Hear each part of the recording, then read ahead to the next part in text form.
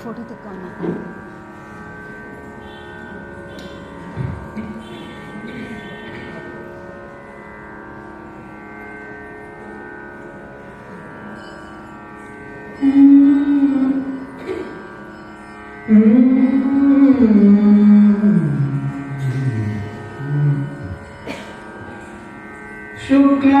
शुक्लाम्बरधरं विष्णुं शशिवर्णं चतुर्भुजं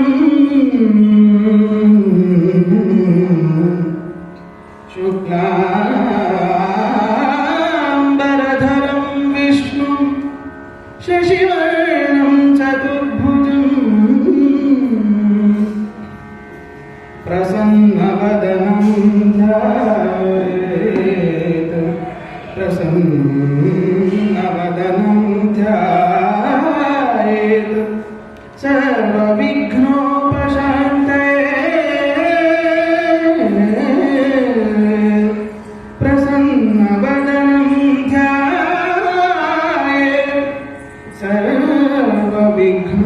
सर्वविघ्नोपशान्तये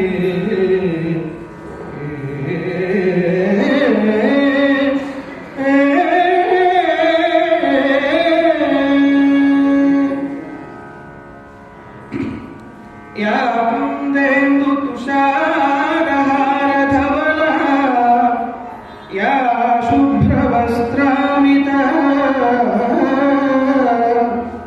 या वीणावरदण्डमण्डितकरा या श्वेतपद्मासना या ब्रह्माच्युतशङ्करप्रभृतिभिः देवै सदा पूजिता सा मां पातु सरस्वती भगवती निःशेषजाड्यापहा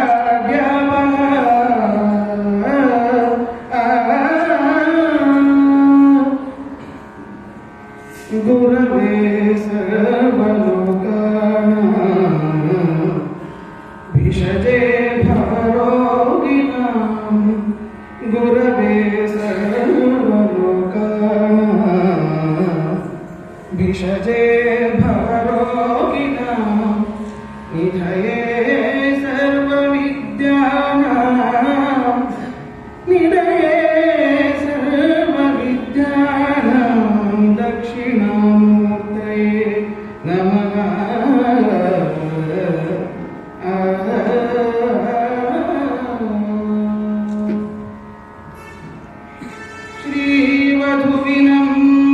श्रीवधुविनन्दकचकोरकं परे भक्तावलिय हृत्कुमुदकोरकं बिरिये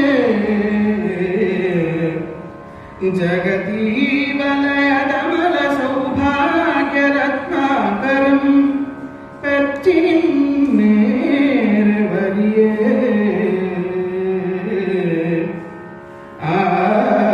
आवगं सरसकरुणामृतदकलगणिं ತೀವಿದಳನಗೆಯ ಬೆಳುದಿಂಗಳಂ ಪಸರಿಸುವ ದೇವಪುರ ನಿಲಯ ಲಕ್ಷ್ಮೀ ರಮಣನ ಹಾಸ್ಯ ಚಂದ್ರನು ಆನಂದನು ನಮಗೀಯಲೇ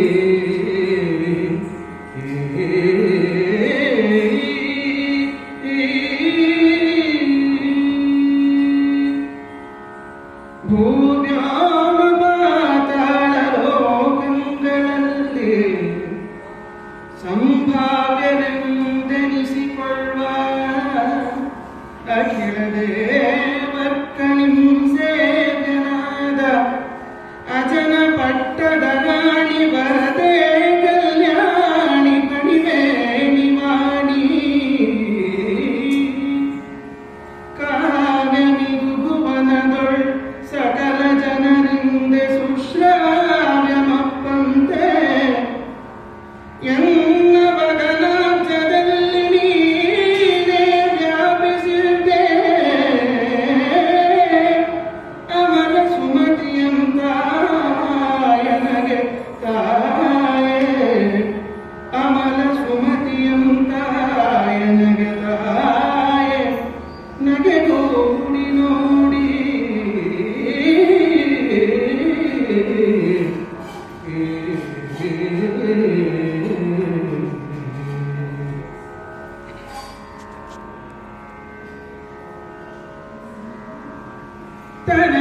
ತನಯಗೊಳ್ಕಾಗಿ ಮೂರ್ಛಿತನಾದ ರಾಮನು ಮುನಿ ಮೋಡಿ ವಾಲ್ಮೀಕಿ ಬಂದು ಸಂತೈಸಂತೆ.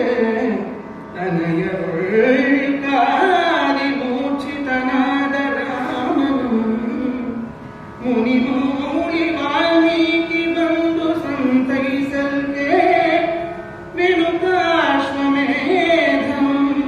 ಪೂರೈಸಿ ಸೀತೆ ಸಹಿತ ಅವನಿಯಂ ಪಾಲಿಸಿದನು. ವಿನುತಾಶ್ವಮೇಧಂ ಪೂರೈಸಿ ಸೀತೆ ಸಹಿತ ಅವನಿಯಂ ಪಾಲಿಸಿದನು.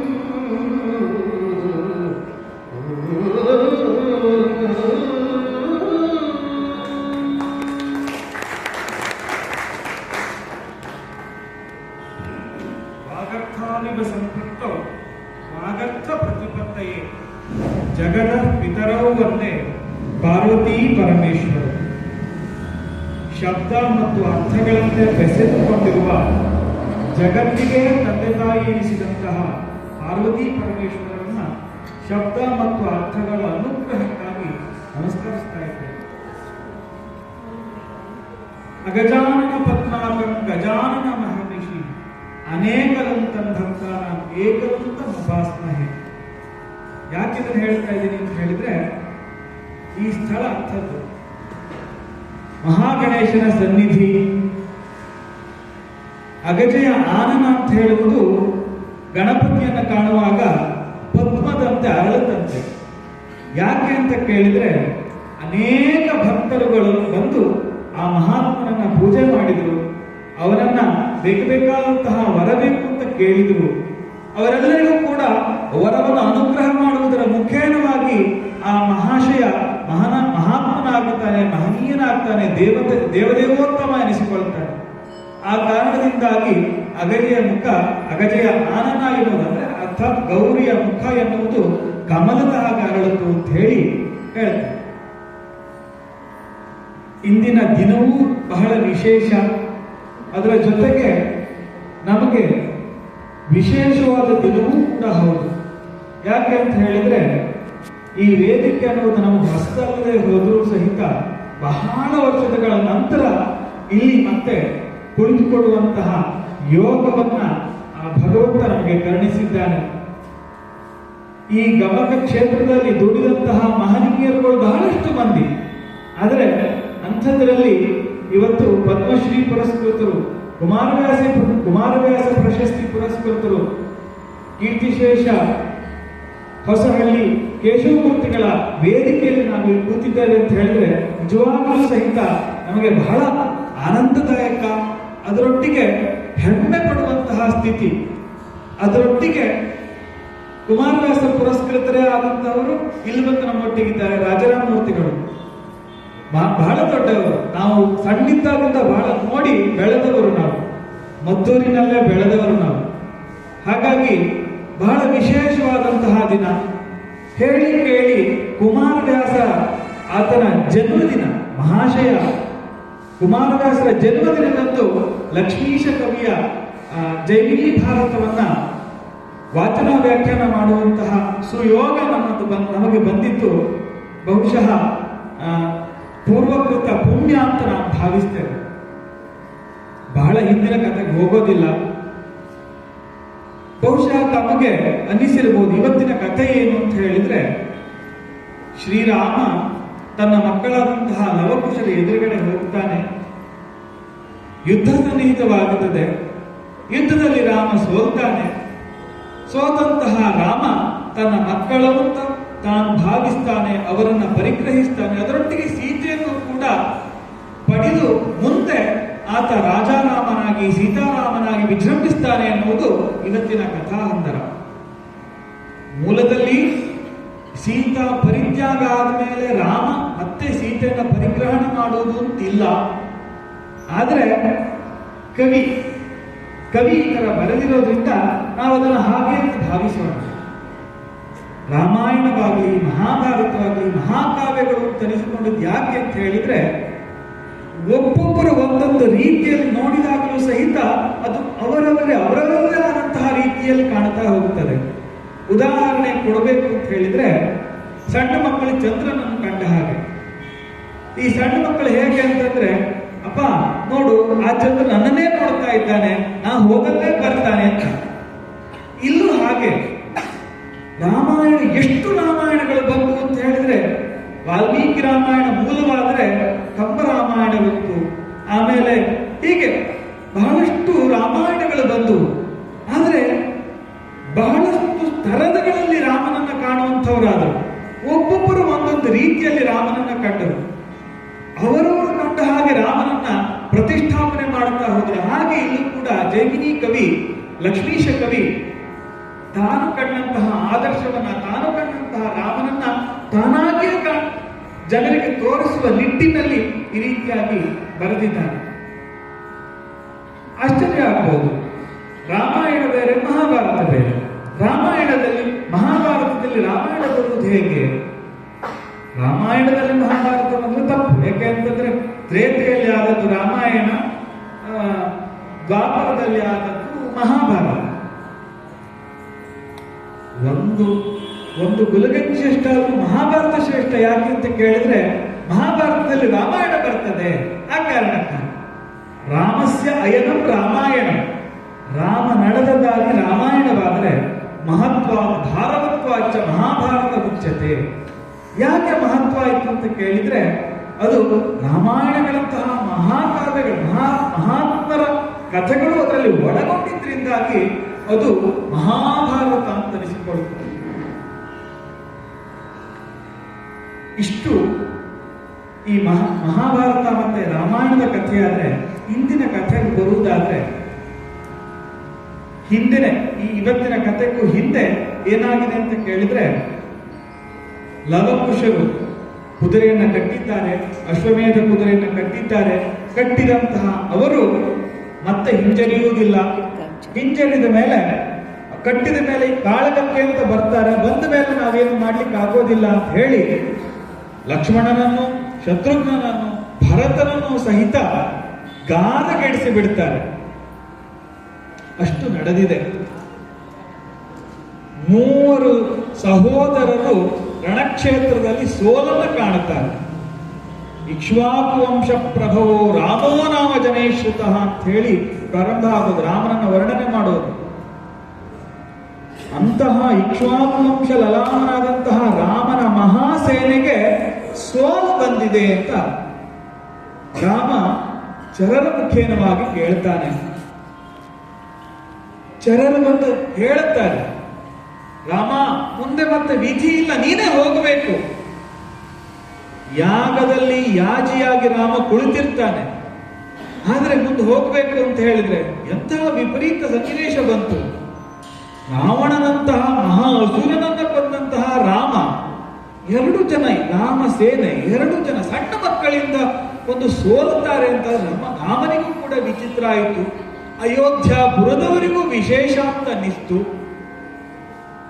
ಮೇಲೆ ನಿಂತಹ ದೇವತೆಗಳು ಇದನ್ನ ಕಾಣುವುದಕ್ಕಾಗಿ ಬಂದ್ರು ಅಂತ ಹೇಳಿ ಲಕ್ಷ್ಮೀಶ ಕವಿ ಆಡ್ತಾನೆ.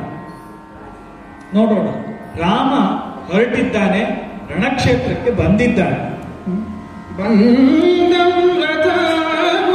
ಬಂದೂಢನಾಗಿ ರಣರಂಗದೊಳ್ಳಿಂದು ಮೈ ಮರೆದೊರಗಿದನು ಜರಂ ಮಡಿದ ಬದರುಂದಮಂ ಕುದುರೆಯಂ ಕಟ್ಟಿಕೊಂಡಿದಿರಾಗಿ ಬಿಡಿದು ಕಾಳಗಕ್ಕೆ ನಿಂದಿದ್ದ ಯಮಳರಂ ಕಂಡು ಬೆರಗಾಗಿ ಬಿಡಿದು ಕಾಳಗಕ್ಕೆ ನಿಂದಿದ್ದ ಯಮಳರಂ ಕಂಡು ಬೆರಗಾಗಿ ರಘುನಂದನಂ ವಿನಯದಿ ತಾನೇ ಬೆಸಗೊಂಡ ನಿಂತೆಂದು ಘನ ಗಂಭೀರ ವಾಕ್ಯದಿಂದ ಪ್ರತಿ ಮನೋಹರವಾದ ಸುಸ್ವರದೊಳು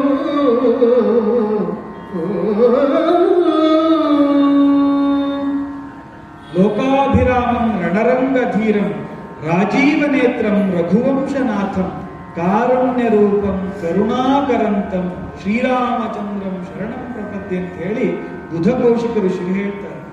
ರಾಮನ ಆ ರೀತಿಯಾಗಿ ವರ್ಣನೆ ಮಾಡುತ್ತಾರೆ. ಅಂತಹ ರಾಮ, ಕೋಸಲೇಂದ್ರ ಎನಿಸಿದಂತಹ ರಾಮ ತಾನು ರಣಕ್ಷೇತ್ರಕ್ಕೆ ಬರುವಂತಹ ಪರಿಸ್ಥಿತಿ ಸನ್ನಿಹಿತವಾಗಿದೆ. ರಾಮ ಬರ್ತಾನೆ, ರಣಕ್ಷೇತ್ರವನ್ನು ಕಾಣುತ್ತಾನೆ.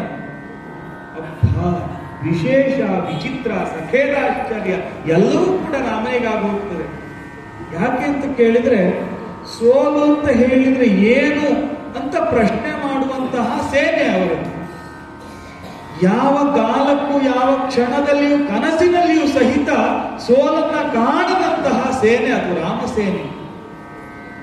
ಯಾಕೆಂತ ಹೇಳಿದ್ರೆ, ಮಹಾವೀರನಾದಂತಹ ರಾವಣನನ್ನ ಇಡೀ ಮೂಲ ಬಲ ಸಹಿತ ನಿರ್ನಾಮ ಮಾಡಬೇಕು ಅಂತ ಹೇಳಿದ್ರೆ ಅದು ಸಾಮಾನ್ಯದವರಿಗೆ ಆಗುವಂತಹ ಕಾರ್ಯವೇ ಅಲ್ಲ.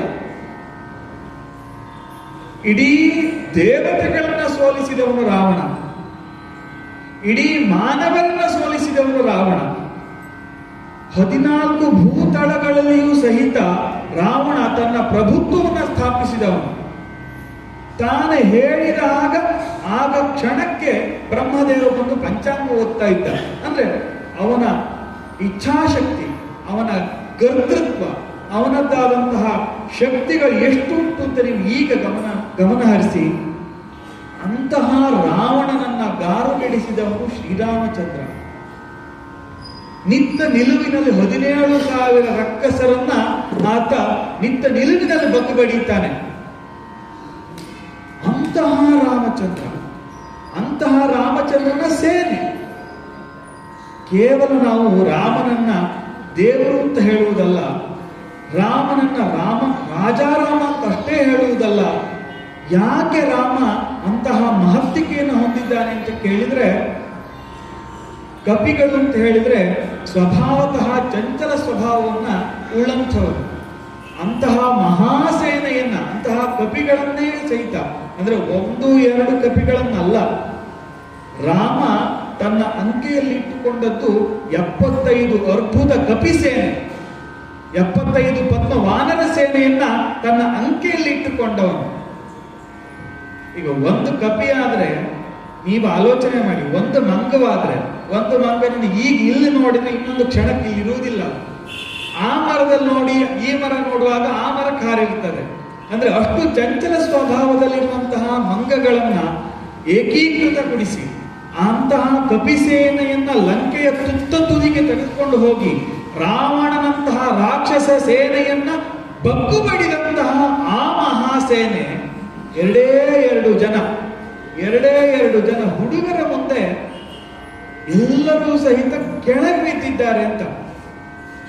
ಒಂದು ಕಾಲದ ಪ್ರಭಾವ, ಇನ್ನೊಂದು ಹುಡುಗರ ಪ್ರಭಾವ. ಅದಕ್ಕೆ ದೇವರಿಗಿಂತಲೂ ಕಾಲವೇ ದೊಡ್ಡದು ಅಂತ ಹೇಳುವುದು ಅದಕ್ಕಾಗಿ. ನೋಡಿ, ಕಾಲದ ಮಹಿಮೆಯಿಂದಾಗಿ ಯಾರು ಏನೂ ಆಗುತ್ತಾರೆ ಅಂತ ಹೇಳುವುದಕ್ಕೆ ಇದೇ ಒಂದು ದೊಡ್ಡ ಉದಾಹರಣೆ. ರಾಮನ ಮಕ್ಕಳು, ಸ್ವತಃ ರಾಮನ ಮಕ್ಕಳೇ ನಿಂತು ರಾಮಸೇನೆಯೊಟ್ಟಿಗೆ ಯುದ್ಧ ಮಾಡುವಂತಹ ಸನ್ನಿವೇಶ. ವಾಲ್ಮೀಕಿ ಮುನಿಗಳ ಆಶ್ರಮದಲ್ಲಿ ಯಾವ ಲವಕುಶಾದಿಗಳು ರಾಮಾಯಣಾಭ್ಯಾಸವನ್ನ ಮಾಡಿದ್ರೋ, ಯಾವ ವಾಲ್ಮೀಕಿ ಮಹರ್ಷಿಗಳು, ಯಾವ ಒಬ್ಬ ಬೇಡ ಅಥವಾ ಕಾಡಿನಲ್ಲಿ ಒಬ್ಬ ಸಾಮಾನ್ಯ ವ್ಯಕ್ತಿಯಾಗಿ ದರೋಡೆಕೋರನಾಗಿದ್ದಂತಹ ಒಬ್ಬ ವ್ಯಕ್ತಿ ರಾಮನಾಮದ ಮುಖೇನವಾಗಿ ಒಬ್ಬ ಮಹಾವ್ಯಕ್ತಿಯಾಗಿ ರಾಮಾಯಣದಂತಹ ಮಹಾಕಾವ್ಯವನ್ನು ರಚಿಸಿದಂತಹ ಒಬ್ಬ ವ್ಯಕ್ತಿ ತನ್ನ ಆಶ್ರಮದಲ್ಲಿ ಹುಟ್ಟಿದಂತಹ ಮಕ್ಕಳು, ಬೆಳೆದಂತಹ ಮಕ್ಕಳಿಂದಾಗಿ ರಾಮಸೇನೆಯನ್ನೇ ಅವರು ಎದುರಿಸಿ ರಾಮಸೇನೆಯನ್ನ ಸೋಲಿಸ್ತಾರೆ ಅಂತಂದ್ರೆ ರಾಮ ದೊಡ್ಡವನು, ರಾಮನಾಮ ದೊಡ್ಡದು ಅಂತ ನೀವು ಈಗ ಆಲೋಚನೆ ಮಾಡಿ. ಹಿಂದೊಬ್ಬರು ಗುರುಗಳು ಹೇಳಿದ್ರಂತೆ ಒಂದು ಶಿಷ್ಯನಿಗೆ, ಈ ನದಿಯನ್ನ ದಾಟುವಂತಹ ಸಂದರ್ಭದಲ್ಲಿ ನದಿ ಮುಂದೆ ನಿಂತ್ಕೊಳ್ತಾರೆ, ದೋಣಿ ಇಲ್ಲ, ದಾಟುವಂತಹ ಯಾವ ವ್ಯವಸ್ಥೆಯೂ ಕೂಡ ಇಲ್ಲ. ಗುರುಗಳು ಶಿಷ್ಯರಿಗೆ ಹೇಳ್ತಾರೆ, ಆಲೋಚನೆ ಮಾಡಬೇಡಿ, ನೀವು ನಿಮ್ಮ ಗುರುಗಳ ಮೇಲೆ ವಿಶ್ವಾಸನ ಇಡಿ. ಅನುಕ್ಷಣವೂ ಸಹಿತ ಗುರುವಿನ ಪಾದವೇ ದೊಡ್ಡದು, ಗುರುವೇ ನಿಮಗೆ ನಾವು ಶರಣ ಬಂದಿದ್ದೇವೆ, ನೀವೇ ರಕ್ಷಿಸಬೇಕು ಅಂತ ಹೇಳಿ ಮುನ್ನಡೀತಾ ಹೋಗಿ ಅಂತ ಹೇಳಿ ಹೇಳ್ತಾರೆ. ಶಿಷ್ಯರು ಅದೇ ದಾರಿಯನ್ನ ಗುರುಗಳು ಹೇಳಿದ ಹಾಗೆ ಮಾಡ್ತಾರೆ, ಮುಂದೆ ಹೋಗ್ತಾ ಹೋಗ್ತಾರೆ. ಕಣ್ಣು ಮುಚ್ಚಿ ಕಣ್ಣು ಬಿಡುವುದರೊಳಗಡೆ ಒಂದು ದಡದಿಂದ ಮತ್ತೊಂದು ದಡಕ್ಕೆ ಹೋಗ್ತಾರೆ. ಗುರುಗಳಿಗೆ ಹೊರಡಬೇಕು.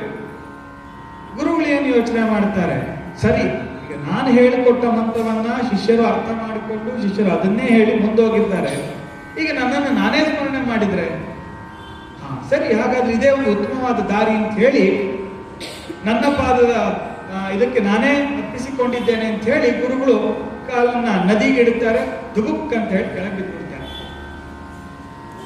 ಅಂದ್ರೆ ಅದರ ಅರ್ಥ ಏನು ಅಂತ ಹೇಳಿದ್ರೆ, ನಾನು ಎನ್ನುವುದು ನನ್ನಲ್ಲಿ ಯಾವಾಗ ಜಾಗೃತವಾಗುತ್ತದೆಯೋ ಆಗ ನಾವು ಕೆಳಗೆ ಬೀಳ್ತೇವೆ. ದೇವರಲ್ಲಿ ನಾವು ಹೇಗಿರಬೇಕು ಅಂತ ಹೇಳಿದ್ರೆ, ಪರಮಾತ್ಮ ಸರ್ವವೂ ನೀನೆ, ಎಲ್ಲವೂ ನೀನೆ ಅಂತ ಹೇಳಿ ಶರಣಾಗತಿಯನ್ನು ನಾವು ಅವನಲ್ಲಿ ದೇವರಲ್ಲಿ ನಾವು ಅರ್ಪಿಸಿಕೊಂಡಾಗ ಮಾತ್ರ ಅದು ನಮ್ಮನ್ನ ಮುಂದೆ ತೆಗೆದುಕೊಂಡು ಹೋಗ್ತದೆ, ಮುಂದಿನ ದಡಕ್ಕೆ ಅದು ತಲುಪಿಸ್ತದೆ ಅಂತ ಇದರ ಅರ್ಥ. ಹಾಗೆ ರಾಮನಾಮದ ಮುಖೇನವಾಗಿ, ರಾಮನಾಮದ ಸಂಕೀರ್ತನೆಯ ಮುಖೇನವಾಗಿ ಅವರು ಅಷ್ಟು ಪರಾಕ್ರಮವನ್ನು ಹೊಂದುತ್ತಾರೆ, ಅಷ್ಟು ರಾಮಸೇನೆಯನ್ನ ಸೋಲಿಸುವಂಥವರಾಗ್ತಾರೆ. ಅಂತಹ ರಾಮಸೇನೆಯನ್ನ ಸೋಲಿಸಿದಂತಹ ಕಂದಮ್ಮಗಳನ್ನ, ಇಬ್ಬರು ಅವಳಿ ತರುಣರನ್ನ, ಅಗ್ನಿ ಮತ್ತೆ ವಾಯುಗಳಂತೆ ಶೋಭಾಯಮಾನವಾಗಿ ಕಾಣುತ್ತಾ ಇರುವಂತಹ ಮಕ್ಕಳನ್ನ ರಾಮ ಕಾಣುತ್ತಾನೆ. ಕಂಡಂತಹ ಆ ಶ್ರೀರಾಮ ಕವಿ ರಾಮನನ್ನ ಯಾವ ಕಾಲಕ್ಕೂ ಕೆಳಗಿಳಿಯುವುದನ್ನು ಬಿಡುವುದೇ ಇಲ್ಲ. ಅದಕ್ಕಾಗಿ ಹೇಳ್ತಾನೆ ನೋಡಿ, ಗಂಭೀರ ವಾಕ್ಯ ರಾಜೀವನೇತ್ರಂ ರಣರಂಗಧೀರಂ. ಅಂದ್ರೆ ಅಷ್ಟು ಗಂಭೀರತೆಯನ್ನ ಎಲ್ಲಾ ಕಾಲಕ್ಕೂ ಕೂಡ ರಾಮ ಉಳಿಸಿಕೊಂಡಿದ್ದಾನೆ ಎನ್ನುವುದನ್ನ ಕವಿ ತೋರಿಸಿಕೊಳ್ಳುವಂತಹದ್ದಿಲ್ಲ. ಹಾಗೆ ಅತಿ ಮನೋಹರವಾದಂತಹ ಸ್ವರವಂತೆ ರಾಮನದ್ದು. ರಾಮ ನೋಡುವುದಕ್ಕೆ ಎಷ್ಟು ಚಂದವೋ ರಾಮನ ಸ್ವರವೂ ಹಾಗೆ ಅಷ್ಟು ಚಂದ ಅಂತ ಹೇಳಿ ಕವಿಗಳು ಹೇಳ್ತಾರೆ. ಸುಸ್ವರದಿಂದ ನನ್ನ ಮಕ್ಕಳು ಅಂತ ಗೊತ್ತಿಲ್ಲದೆ ಶ್ರೀರಾಮಚಂದ್ರ ಆ ಮಕ್ಕಳನ್ನ ಕಂಡು ಮಾತನಾಡಿಸ್ತಾನೆ. ಮಕ್ಕಳ ಅಂತ ಹೇಳಿ ಸಂಬೋಧನೆ ಮಾಡ್ತಾ ಇದ್ದಾನೆ. ಎನ್ನಪ ಸುಣಗಳಿರ ನಿಮಗೀ ವೇದಮಂ ಕಲಿಸಿದವನಾವನು ಆವುದು ನಿವಾಸ ಸ್ಥಳಂ ಸಲಹಿದವನಾವನು ಆವಂ ತಂದೆ ತಾಯಾವಳು ಅಶ್ವಮಂ ಕಟ್ಟು ಬಿಣಿತು ಚಲಮಿದೆ ತಗೆ ನಮ್ಮ ಸೇನೆಯಂ ಜಯಿಸುವ ಈ ಬಲಮೇತರಿಂದಾದುದು ನಮ್ಮ ಸೇನೆಯಂ ಜಯಿಸುವ ಈ ಬಲಮೇತರಿಂದಾದುದು ಎಂದು ನಯದಿಂದೆ ರಘುಕುಲಲಲಾಮಂ ಕೇಳ್ದೊಡೆ ಆಗುಷಂ ನಸುನಗುತೆ ಮಾರುತ್ತರಂಗೊಟ್ಟನು.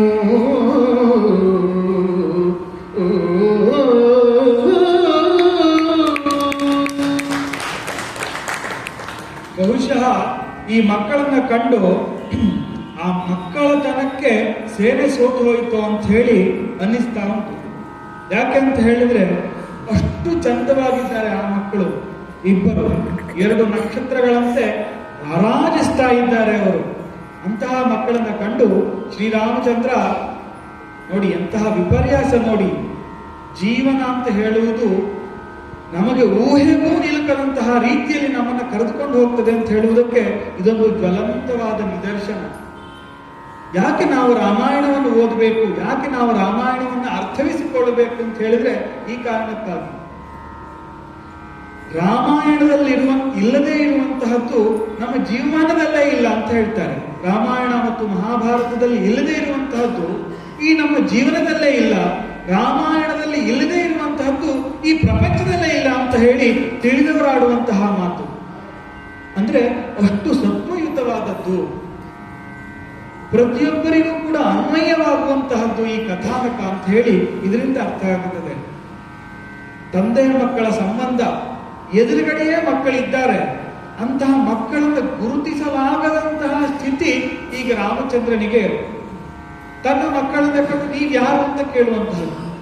ಅರ್ಥ ಮಾಡ್ಕೊಳ್ಳಿ, ಯಾವೊಬ್ಬ ತಂದೆ ತಾನು ಹುಟ್ಟಿಸಿದಾಗ ತನ್ನ ಮಕ್ಕಳನ್ನು ಕಂಡು ಮುದ್ದಾಡುವಂತಹ ಸ್ಥಾನದಲ್ಲಿರುವಂಥವನು ಶ್ರೀರಾಮಚಂದ್ರ. ಅಂದ್ರೆ ಅಪ್ಪನಾಗಿ ಅವನದ್ದಾದಂತಹ ಆಸೆ ಆಕಾಂಕ್ಷೆಗಳ ಸಾವಿರ ಇರ್ತದೆ. ಆದರೆ ಅವರೊಟ್ಟಿಗೆ ಯುದ್ಧ ಮಾಡ್ತಾ ಇದ್ದಾನೆ, ಅವರೊಟ್ಟಿಗೆ ಮಾತಾಡುವಂತಹ ಸನ್ನಿವೇಶ ಬಂದಿದೆ. ಇದಕ್ಕೆ ವಿಧಿ ಅಂತ ಹೇಳು.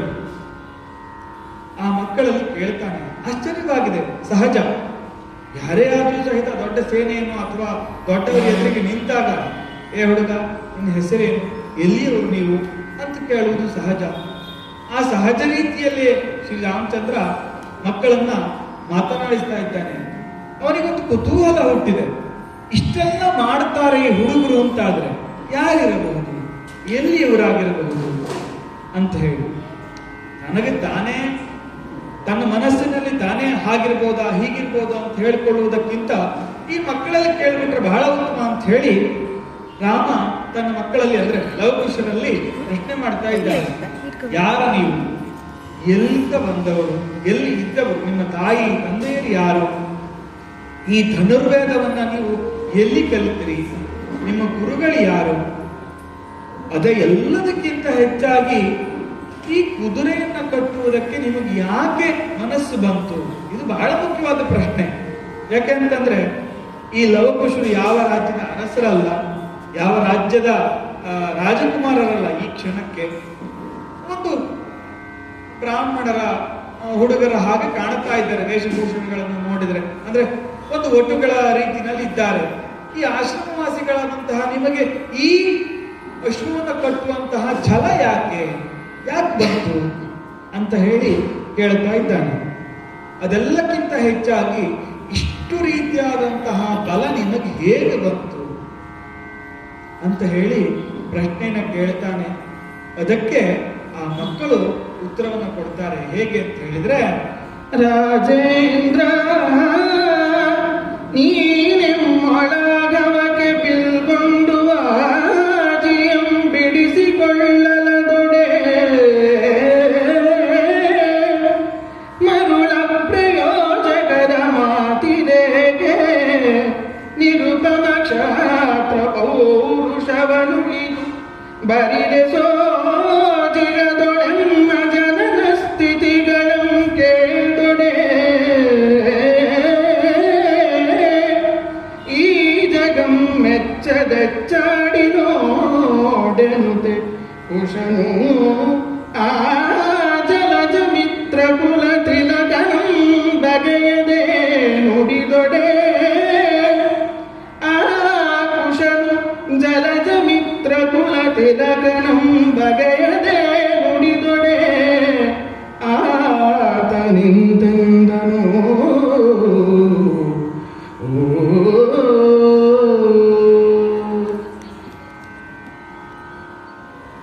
ಕುಶ ಹೇಳ್ತಾನೆ. ಆಶ್ಚರ್ಯವಾಗ್ತಾ ಇದೆ ಅವರಿಗೆ ರಾಮನ ನಡೆ. ಯಾಕೆ ಅಂತ ಹೇಳಿದ್ರೆ, ಯುದ್ಧಕ್ಕೆ ಅಂತ ಬಂದವರು, ತಮ್ಮ ಮೇಲೆ ಯುದ್ಧ ಮಾಡ್ತೇವೆ ಅಂತ ಬಂದವರು, ನೀವು ಯಾರು, ಎಲ್ಲಿಯವರು, ಯಾಕೆ ಬಂದಿರಿ, ಅದೆಲ್ಲ ಪ್ರಶ್ನೆ ಮಾಡ್ತಾರೆ ಅಂತಾದ್ರೆ ಸಣ್ಣ ಮಕ್ಕಳಿಗೆ ಈಗ ನಾವು ಅವರಲ್ಲಿ ಮಾತಾಡುವಾಗ ಈಗ ಸ್ವಲ್ಪ ತುಂಟರಿದ್ದಾರೆ ಅಂತ ಅನ್ಕೊಳ್ಳಿ. ನಿನ್ನ ಹೆಸರೇನು ಅಂತ ಕೇಳಿದ್ರೆ ನಿಂಗೆ ಯಾಕೆ ಅಂತ ಕೇಳಿದ್ರು. ಹಾಗೆ ಸಣ್ಣ ಮಕ್ಕಳು ಇನ್ನು ಎಳೆಯ ವಯಸ್ಸು, ಅಂತಹ ಪ್ರಬುದ್ಧತೆ ಏನಿಲ್ಲ ಅವರಲ್ಲಿ. ಹಾಗಂತ ವಿದ್ಯಾಸಂಪನ್ನರು, ವಿನಯಶೀಲರು ಎಲ್ಲವೂ ಉಂಟು. ಅಂತಹ ಮಕ್ಕಳು ಹೇಳ್ತಾ ಇದ್ದಾರೆ ರಾಮನಿಗೆ, ರಾಮ, ಅವರಿಗೆ ರಾಮ ಅಂತ ಗೊತ್ತಿದೆಯೋ ಇಲ್ವೋ ಪ್ರಶ್ನೆವೇ. ಆದ್ರೆ ರಾಮನ ಮಹತ್ವಕ್ಕೆ ಗೊತ್ತು ಅಂತ ಕೇಳಿದ್ರೆ ವಾಲ್ಮೀಕಿ ಮುನಿಗಳಿಂದ ಪಾಠ ಆಗಿದೆ. ರಾಮ ಅಂದ್ರೆ ಏನು ಅಂತ ಗೊತ್ತುಂಟು, ರಾಮನ ಆದರ್ಶ ಏನು ಅಂತ ಗೊತ್ತುಂಟು. ಆದ್ರೆ ಈ ಕ್ಷಣದಲ್ಲಿ ಆ ವಿವೇಕ ಅವರಲ್ಲಿ ಜಾಗೃತವಾಗ್ತಾ ಇಲ್ಲ. ಹಾಗಾಗಿ ರಾಮ ಅಷ್ಟು ಸುಸ್ವರದಿಂದ, ಅಷ್ಟು ಗಂಭೀರವಾಗಿ, ಅಷ್ಟು ಪ್ರೀತಿಯಿಂದ ಮಾತಾಡಿದ್ರೆ ಈ ಹುಡುಗರು ಸ್ವಲ್ಪ ಆರೋಗ್ಯವನ್ನು ಕೊಡ್ತಾರೆ. ಏನೋ ಒಂದು ಹುಡುಗಾಟಿಕೆ ನೋಡಿ. ಇಲ್ಲೂ ಕೂಡ ಕವಿ ತನ್ನ, ಅದಕ್ಕೆ ಹೇಳುವುದು ಈ ರವಿ ಕಾಣದ್ದನ್ನು ಕವಿ ಕಂಡ ಅಂತ ಹೇಳೋದು ಇದಕ್ಕಾಗಿ. ಅಲ್ಲ ಆಯ್ತೋ ಬಿಡುತ್ತೋ. ಆದ್ರೆ ಕವಿ ಇಲ್ಲಿ ತನ್ನ ಚಮತ್ಕಾರವನ್ನ ಅಥವಾ ಜನರಿಗೆ ಮುಟ್ಟಿಸುವುದಕ್ಕೆ ಹೇಗಾಗಬೇಕು, ಯಾವ ರೀತಿಯಾದ ಸನ್ನಿವೇಶವನ್ನ ಅವನು ತರಬೇಕು ಅನ್ನೋದನ್ನು ಇಲ್ಲಿ ಬಹಳ ಚೆನ್ನಾಗಿ ತೋರಿಸ್ತಾ ಇದ್ದಾನೆ. ಒಂದು ಅಪ್ಪ ಮಕ್ಕಳ ಸಂವಾದ ಅಥವಾ ಒಂದು ಅಜ್ಜ ಮೊಮ್ಮಗನ ಸಂವಾದ ಅಥವಾ ಒಂದು ಅಪರಿಚಿತರ ನಡುವೆ ನಡೆಯುವಂತಹ ಒಂದು ಒಬ್ಬ ಪ್ರಬುದ್ಧ ವ್ಯಕ್ತಿ ಒಬ್ಬ ಹುಡುಗನ ನಡುವೆ ನಡೆಯುವಂತಹ ಒಂದು ಸಂವಾದ ಹೇಗಿರುತ್ತೆ ಹಾಗೆ ತೋರಿಸ್ತಾ ಇದ್ದಾನೆ. ರಾಜೇಂದ್ರ ನಿಮ್ಮೊಳ ಆಹವಕ್ಕೆ ಬಿಲ್ಗೊಂಡು ವಾಜಿಯಂ, ನೀನು ಬಂದಿರೋದು ಯಾಕೆ? ನಿನಗೆ ಬೇಕಾಗಿರುವುದು ನಾನು ಅಥವಾ ನನ್ನ ವಿಳಾಸವೋ ಅಥವಾ ಈ ಅಶ್ವವೋ? ಬಂದಿರೋ ಕೆಲಸ ಮಾಡು ಅಂತ ಹೇಳಿ ಇಂಡೈರೆಕ್ಟ್ ಆಗಿ ಲವಕುಶರು ರಾಮನಿಗೆ ಹೇಳ್ತಾ ಇದ್ದಾರೆ. ಯಾಕೆ ನಿನಗೆ ನಮ್ಮ ವಿಳಾಸ ಆದ್ರೇನು, ನಾವು ಯಾರ ಹತ್ರ ವಿದ್ಯೆ ಕಲ್ತ್ರೇನು, ನಮಗೆ ಛಲ ಇದ್ರೇನು ಬಿಟ್ರೇನು ನಿನಗೆ ಅಂತ ಹೇಳಿ ರಾಮನಲ್ಲಿ ಒಂದು ರೀತಿಯಾಗಿ ತನ್ನ ಹುಡುಗಾಟಿಕೆಗಳನ್ನ ಅವರು ಪ್ರಚಾರ ಮಾಡ್ತಾ ಇದ್ದಾರೆ, ಹೊರಗೆ ತೋರಿಸ್ತಾ ಇದ್ದಾರೆ. ಹುಡುಗಾಟಿಕೆ ಹುಡುಗರು ಮಾಡಿದ್ರೆ ಚಂದ, ದೊಡ್ಡವರು ಹುಡುಗಾಟಿಕೆ ಮಾಡ್ಲಿಕ್ಕೆ ಆಗ್ತದ?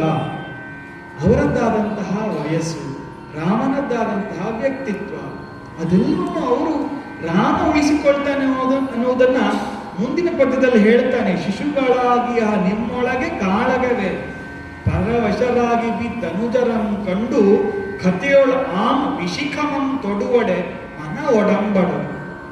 ನೋಡಿ, ದೊಡ್ಡವರ ದೊಡ್ಡತನ ಅನ್ನೋದು ಪ್ರಕಟ ಆಗೋದು ಇಲ್ಲಿ.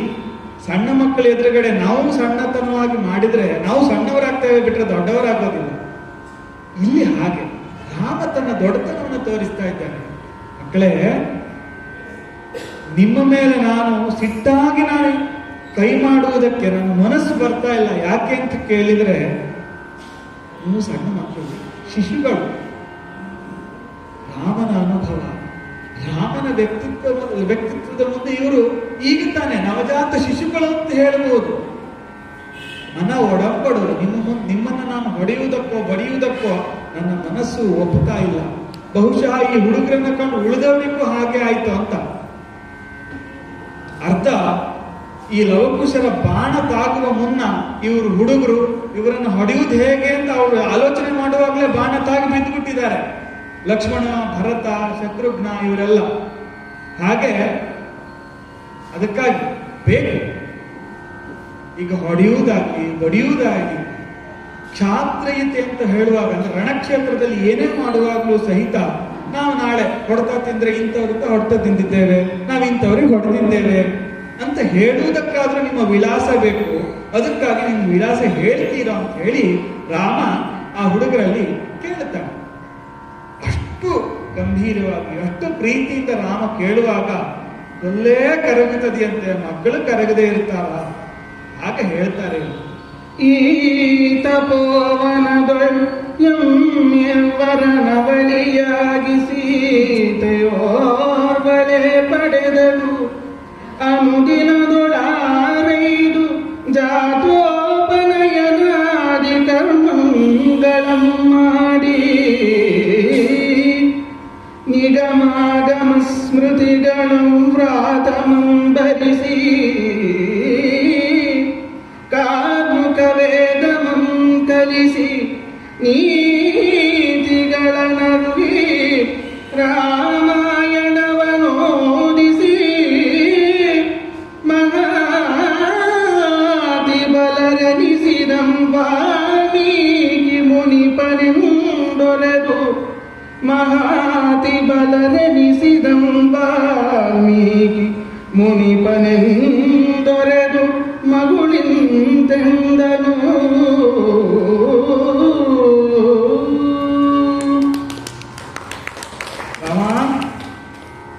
ಈ ತಪೋವನದೊಳಗೆ ನಮ್ಮನ್ನ ಬೆಳೆಸಿದವರು, ನಮ್ಮನ್ನ ಪಡೆದಂತ ತಂದೆ ಯಾರು ಅಂತ ಅವ್ರು ಹೇಳೋದಿಲ್ಲ. ಇಲ್ಲಿ ತಾಯಿಯ ವಿಚಾರವನ್ನು ಹೇಳ್ತಾರೆ. ಹೀಗೆ ನನಗೆ ನಮ್ಮ ತಾಯಿ ಸೀತಾದೇವಿ ಅಂತ ಹೇಳಿ ನಮಗೆ ಈ ಬಿಲ್ವಿದ್ಯೆ, ಶಸ್ತ್ರ ಮತ್ತು ಶಾಸ್ತ್ರಾಭ್ಯಾಸವನ್ನ ಮಾಡಿಸಿದವರು ವಾಲ್ಮೀಕಿ ಮುನಿಗಳು ಅಂತ ಹೇಳಿ ಈ ಹುಡುಗರು ಹೇಳುತ್ತಾರೆ. ಹಿಂದೆ ನಾ ಹೇಳಿದೆ, ರಾಮ ಬಹಳ ಪ್ರಶ್ನೆ ಕೇಳಿದ್ದಾನೆ. ಈ ಹುಡುಗರು ಎಲ್ಲ ಪ್ರಶ್ನೆಗೆ ಉತ್ತರ ಕೊಡಬೇಕೋ ಬೇಡ ಮುಂದೆ ಹೇಳುತ್ತಾರೆ. ನೋಡಿ, ರಾಮನ ಮುಂದೆ ರಾಮಾಯಣದ ಅಭ್ಯಾಸ ಮಾಡಿದ್ದೇವೆ ಅಂತ ಹೇಳಿ ಈ ಹುಡುಗರು ಹೇಳ್ತಾರೆ ಅಂತಂದ್ರೆ ಮುಂದಿರುವವನ ವ್ಯಕ್ತಿತ್ವ ಇವ್ರಿಗೆ ಗೊತ್ತಿಲ್ಲ ಅಂತ. ಗೊತ್ತಿದ್ರೆ ಬಹುಶಃ ಇವರು ಆ ಸ್ಥಾನದಲ್ಲಿ ನಿಲ್ತಾನೆ ಇರಲಿಲ್ಲ. ಒಂದು ರಾಮ ಯಾರು ಅಂತ ಸರಿಯಾಗಿ ಅರ್ಥವಿಸಿಕೊಂಡಿದ್ದಾರೆ, ಆದರೆ ರಾಮನನ್ನ ಸರಿಯಾಗಿ ಕಾಣಲಿಲ್ಲ. ಇನ್ನೊಂದು, ಆ ಎತ್ತರಕ್ಕೆ ಇವರು ಏರ್ಬೇಕು ಅಂತಾದ್ರೆ ಅವರ ವಯಸ್ಸು ಅಷ್ಟು ಮೇಲೆ ಬರಲಿಲ್ಲ. ಹಾಗಾಗಿ ಈ ಹುಡುಗರು ತಮ್ಮ ಹುಡುಗಾಟಿಕೆಯನ್ನು ತೋರಿಸುವುದರ ಮುಖೇನವಾಗಿ, ಅಥವಾ ಇನ್ನೂ ಒಂದರ್ಥದಲ್ಲಿ ಇನ್ನೂ ಒಂದು ಮಜಲಲ್ಲಿ ನಾವು ನೋಡಬೇಕು ಅಂತಾದ್ರೆ ವಿಧಿ ಮಾಡಿಸಿದಂತಹ ಒಂದು ಆಟ ಇದು ಅಷ್ಟೇ. ಜೀವನ ಅಂತ ಹೇಳುವುದು ಅನಂತ ಸಾಗರಗಳ ಆಗರ ಅಂತ ಹೇಳಿ, ಅನಂತ ತಿರುವುಗಳ ಆಗರ ಅಂತ ಹೇಳಿ ಹೇಳ್ತಾರೆ. ಇದು ಒಂದು ಜೀವನದಲ್ಲಿ ಬಂದಂತಹ ರಾಮನ ಜೀವನದಲ್ಲಿಯೋ ಅಥವಾ ಈ ಲವಕುಶರ ಜೀವನದಲ್ಲಿಯೋ ಬಂದಂತಹ ಒಂದು ತಿರುವು ಅಂತ ಹೇಳಿ ನಾವು ತಿಳ್ಕೊಳ್ಬಹುದು. ಅಪ್ಪ ಮಕ್ಕಳು ಮನೆಯಲ್ಲಿ ಜಗಳ ಮಾಡುವುದು ಸರಿ, ಆದರೆ ಎಲ್ಲರಿಗೂ ಕಾಣುವ ಹಾಗೆ ತಂದೆ ಬಿಟ್ಟಂತಹ ಒಂದು ಅಶ್ವವನ್ನ ಮಕ್ಕಳು ಕಟ್ಟಿ ಹಾಕಿ ತಂದೆಗೆ ಸಡ್ಡು ಹೊಡೆದು ನಿಲ್ತಾರೆ ಅಂತಂದ್ರೆ, ಒಂದು ತಂದೆಯಾದವನಿಗೆ, ಸರಿಯಾದ ತಂದೆಯಾದವನಿಗೆ ಒಂದು ಖುಷಿಯೂ ಹೌದು. ಯಾಕೆಂತ ಹೇಳಿದ್ರೆ ನನ್ನ ಮುಂದೆ ಪುತ್ರಾಜಿತ್ಯೆ ಚೇತ್ ಪರಾಜಯ, ಶಿಷ್ಯಾದಿಚ್ಛೇತ್ ಪರಾಜಯ. ಪುತ್ರನಿಂದಲೂ ತಂದೆಯಾದವನು ಬಯಸುವುದೇನು ಅಂತ ಹೇಳಿದ್ರೆ ಪರಾಜಯವನ್ನಂತೆ. ಗುರುವಾದವನು ತನ್ನ ಶಿಷ್ಯನಿಂದ ಬಯಸುವುದೇನು ಅಂತ ಕೇಳಿದ್ರೆ ಪರಾಜಯವನ್ನ. ಹಾಗೆ ಬಹುಶಃ ರಾಮನಿಗೆ ಇವರು ತನ್ನ ಮಕ್ಕಳು ಅಂತ ಇನ್ನೂ ಗೊತ್ತಾಗ್ಲಿಲ್ಲ, ಈಗ ಗೊತ್ತಾಗ್ತದೆ. ಅವರು ತನ್ನ ತಾಯಿ ಸೀತೆ ಅಂತ ಹೇಳಿದಾಗ ರಾಮನಿಗೆ ಅರ್ಥವಾಗ್ತದೆ ಇವರು ಸೀತೆಯ ಮಕ್ಕಳು ಅಂತ ಹೇಳಿ. ಒಂದು ಕಡೆ ಸಂತೋಷ, ಒಂದು ಕಡೆ ಮತ್ತೊಂದು ಕಡೆಯಿಂದ ರಾಮನಿಗೆ ದುಃಖ. ಯಾಕೆಂತ ಹೇಳಿದ್ರೆ ಇಂಥ ಮಕ್ಕಳನ್ನ ನಾನು ಬಿಟ್ಟು ಇಷ್ಟು ವರ್ಷ ಬದುಕ್ಬಿಟ್ನಲ್ಲ ನಾನು ಅಂತ. ಇನ್ನೊಂದು ಕಡೆ ಸಂತೋಷ ಏನು ಅಂತ ಹೇಳಿದ್ರೆ ಈಗಲಾದರೂ ನನಗೆ ನನ್ನ ಮಕ್ಕಳನ್ನು ಕಾಣುವಂತಹ ಯೋಗ ಭಾಗ್ಯ ಬಂತಲ್ಲ ಅಂತ ಹೇಳಿ ಒಂದು ಕಡೆಯಿಂದ ಸಂತೋಷ. ರಾಮನಿಗೆ ಏನು ಮಾಡಬೇಕು ಅಂತಲೇ ಅರ್ಥ ಆಗಲಿಲ್ಲ. ಹೋಗಿ ಬಾಚಿ ತಪ್ಪಿ ಮುದ್ದಾಡೋಣ ಅಂತ ಹೇಳಿದ್ರೆ ಒಮ್ಮೆ ಈ ರಣಕ್ಷೇತ್ರದಲ್ಲಿ ತಾನು ಹಾಗೆ ಮಾಡ್ಲಿಕ್ಕೆ ಆಗೋದಿಲ್ಲ.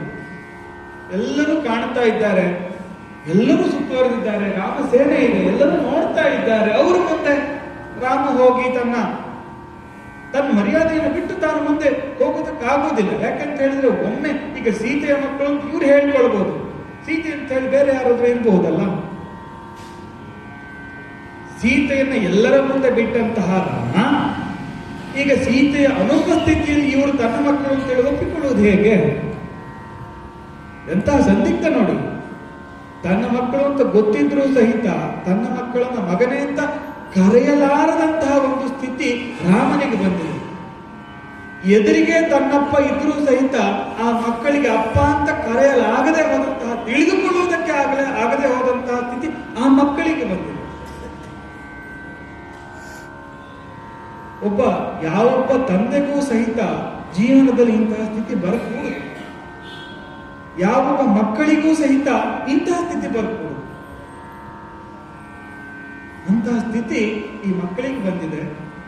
ರಾಮ ತನ್ನ ಮುಂದೆ ನಿಂತಿದ್ದಾನೆ, ತಂದೆಯೇ ನಿಂತರೂ ಸಹಿತ ತಂದೆ ಅಂತ ಗೊತ್ತಾಗುತ್ತಾ ಇಲ್ಲ. ಆ ಕಡೆ ಮಕ್ಕಳಂತ ತಂದೆಗೆ ಗೊತ್ತಾದರೂ ಸಹಿತ ಮಕ್ಕಳೇ ಅಂತ ಕರೀಲಿಕ್ಕೆ ಆಗ್ತಾ ಇಲ್ಲ.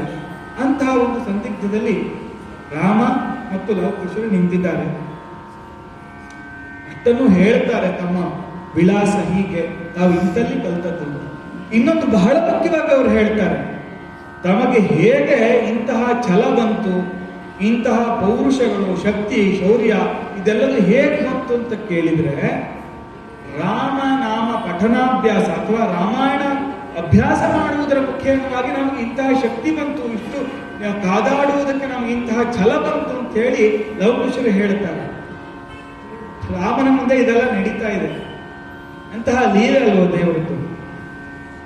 ಅದನ್ನು ಕೇಳಿದಂತಹ ರಾಮನಿಗೆ ಆಶ್ಚರ್ಯವಾಗಿ ಒಂದು ಕ್ಷಣ ಮೈ ಮರೆತನಂತೆ, ಒಂದು ಕ್ಷಣ ತಾನು ಎಲ್ಲಿದ್ದೇನೆ ಎನ್ನುವುದನ್ನೇ ಮರೆತು ಬಿಟ್ಟನಂತೆ. ರಾಮ ಮತ್ತೆ ಸುಧಾರಿಸಿಕೊಂಡು ಸುಗ್ರೀವನಲ್ಲಿ ರಾಮ ಹೇಳ್ತಾ ಇದ್ದಾನೆ, ಕಪಿರಾಜ ಕೇಳೈ ಕುಮಾರಕರ ನುಡಿಗಂ, ಕಪಿರಾಜ ಕೇಳೈ ನಿಪುಣರಿವರು ಆವ ಪುರುಷಂಗ ಸಂಭವಿಸಿದ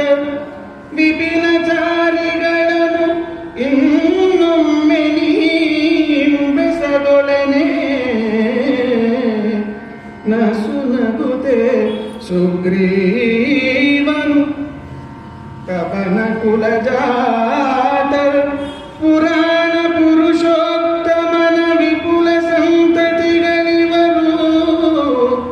ಪುರಾಣ ಪುರುಷೋತ್ತಮನ ವಿಪುಲ ಸಂತತಿಗಳಿವರು. ಈಕ್ಷಿಪೊಡೆ ದೇವ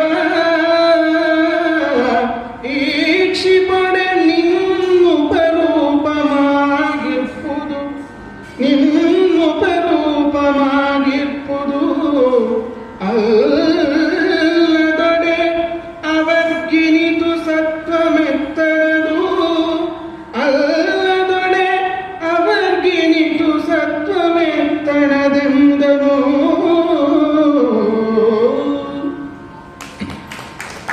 ಸುಗ್ರೀವನಲ್ಲಿ ರಾಮ ಕೇಳ್ತಾನೆ, ಸುಗ್ರೀವ ಯಾರಿರಬಹುದು?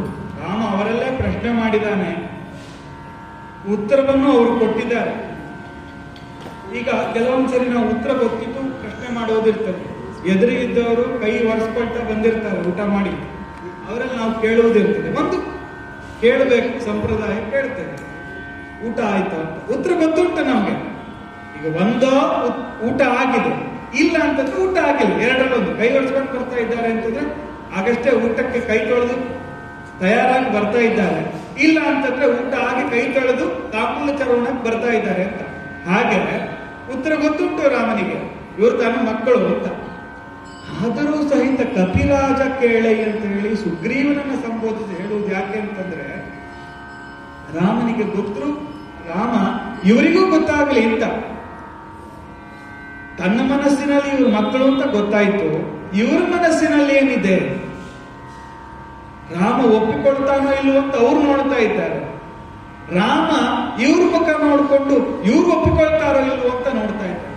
ಇದು ನಿಜವಾದ ರಾಜತ್ವ. ಅಂದ್ರೆ ಇವತ್ತಿನ ನಮ್ಮ ರಾಜಕಾರಣಿಗಳಿಗೂ ರಾಮನಿಗೂ ಹೋಲಿಸಿದ್ರೆ ಹೋಲಿಸ್ಲಿಕ್ಕೆ ಆಗೋದಿಲ್ಲ.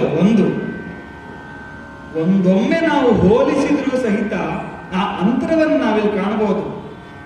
ಈಗ ತುಂಬೆಯ ಹೂವಿಗೂ ತೆಂಗಿನ ಮರಕ್ಕೂ ಬಹಳ ವ್ಯತ್ಯಾಸ ಇದೆ. ತುಂಬೆಯ ಹೂವು, ತುಂಬೆಯ ಗಿಡ ತೆಂಗಿನ ಮರದ ಪಕ್ಕದಲ್ಲಿ ನಿಂತರೆ ತುಂಬೆ ಗಿಡ ಕಾಣೋದೇ ಇದೆ. ಹಾಗೆ ರಾಮನ ವ್ಯಕ್ತಿತ್ವ ಇಲ್ಲಿ ನಮ್ಗೆ ಕಾಣ್ತದೆ. ಅವರ ಮನಸ್ಸಿನಲ್ಲಿ ಏನಿದೆ, ಅವರು ಒಪ್ಪಿಕೊಳ್ಳೋ ಅಂತ ಹೇಳ್ತಾರೋ ಅಥವಾ ಇಲ್ಲವೋ, ಅಥವಾ ಅವರ ಕುರಿತಾಗಿ ನನ್ನ ಭಾವನೆಗಳು ಏನುಂಟು, ನನ್ನ ಮನಸ್ಸಿನಲ್ಲಿ ಏನಿದೆ ಅಂತ ಅವರು ಅರ್ಥ ಮಾಡಿಕೊಂಡಿದ್ದಾರೆ ಅಂತ ಹೇಳಿ ರಾಮ ತಿಳಿದುಕೊಳ್ಳುವುದಕ್ಕಾಗಿ ಸುಗ್ರೀವನಲ್ಲಿ ಕೇಳ್ತಾ ಇದ್ದಾನೆ. ಕೇಳ್ಕೊಂಡು ಬಾ, ಈ ತಪನ ವಾಸಿಗಳು ಈ ಪರಿಸರದಲ್ಲಿ ಇದ್ದವರಲ್ಲಿ ಕೇಳು, ಇವರು ಹೇಳುವುದು ಸರಿಯಾ, ಇವರು ಯಾರ ತಂದೆ ತಾಯಿ, ನೀವು ಯಾವ ತಂದೆ ತಾಯಿಗೆ ಹುಟ್ಟಿದಂತಹ ಮಕ್ಕಳು ಅಂತ ಹೇಳಿ ರಾಮ ಹೇಳಿದಾಗ ಸುಗ್ರೀವ ನಸುನಕ್ಕು ಬಿಟ್ಟು ನಗಾಡಿದ್ ನಮ್ಗ. ಏನ್ ಮಾತು ಅಂತ ಕೇಳ್ತಾ ಇದ್ದೀಯ ಒಡೆಯ? ಯಾಕೆಂತ ಹೇಳಿದ್ರೆ ಸ್ಪಷ್ಟವಾಗಿ ಕಾಣ್ತಾ ಉಂಟು, ಅವರನ್ನು ನೋಡಿದ್ರೆ ಇಂಥವರ ಮಕ್ಕಳು ಅಂತ ಹೇಳಿ ಗೊತ್ತಾಗ್ತದೆ. ಈಗ ಯಾವುದೇ ಮಕ್ಕಳಾದ್ರೂ ಆ ಮಕ್ಕಳಿಗೆ ಅಪ್ಪನ ಛಾಯೆ ಅನ್ನೋದಿರ್ತದೆ. ಒಂದು ಮುಖದ ಛಾಯೆಯಲ್ಲಿ ಇರ್ತದೆ, ಅಥವಾ ನಡೆಯುವುದರಲ್ಲಿ ಇರ್ತದೆ, ಅಥವಾ ಅವರ ರೀತಿ ನೀತಿಗಳಲ್ಲಿ ಇರ್ತದೆ, ಜೀವನ ಶೈಲಿಯಲ್ಲಿ ಇರ್ತದೆ. ಹೀಗೆ ಅವರನ್ನು ನೋಡಿದ್ರೆ ಸ್ಪಷ್ಟವಾಗಿ ಕಾಣ್ತಾ ಇದ್ದಾರೆ. ಅಮ್ಮ ಮತ್ತೆ ಪ್ರಶ್ನೆ ಮಾಡುವುದು ಎಲ್ಲಿಂದ ಅಂತ ಕಪಿರಾಜ ಹೇಳ್ತಾನೆ. ಹೀಗೆ ರಾಮ ಮತ್ತು ಸುಗ್ರೀವ ಮಾತಾಡ್ತಾ ಇರ್ತಾರೆ. ಆ ಕಡೆಯಿಂದ ಲವಕುಶರು ಸುಮ್ಮನೆ ಇರ್ತಾರ, ಹೇಳಿ ಕೇಳಿ ಹುಡುಗರು ಅವರಿಗೆ ಯುದ್ಧ ಮಾಡಬೇಕು ಅಂತ ಆಗಿದೆ. ಒಂದು ಕೈ ನೋಡೇ ಬಿಡ್ತೇವೆ ಅಂತ, ರಾಮ ಅಲ್ಲ ಯಾರೇ ಬರಲಿ ಯುದ್ಧ ಮಾಡ್ತೇವೆ, ಅವ್ರನ್ನು ಸೋಲಿಸ್ತೇವೆ ಅಷ್ಟೇ.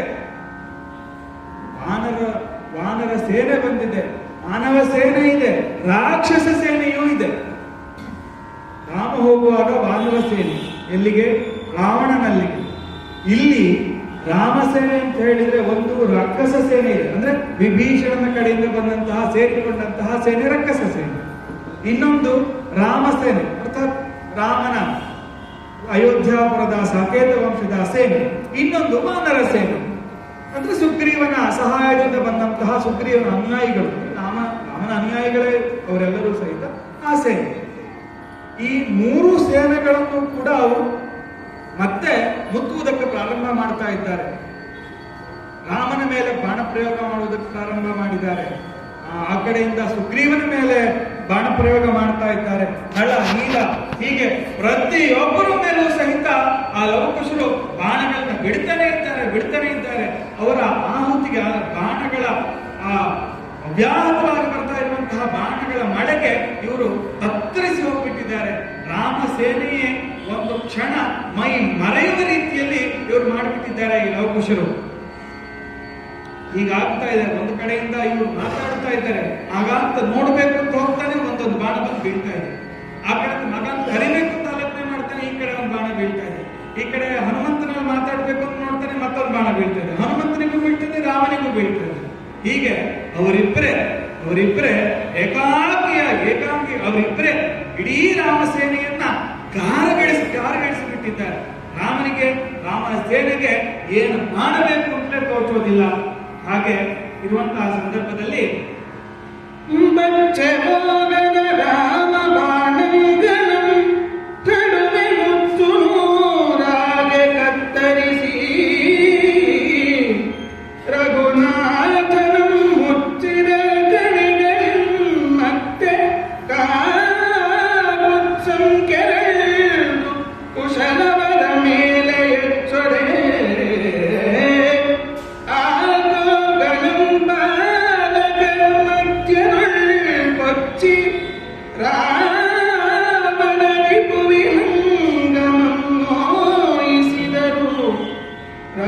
ರಾವಣ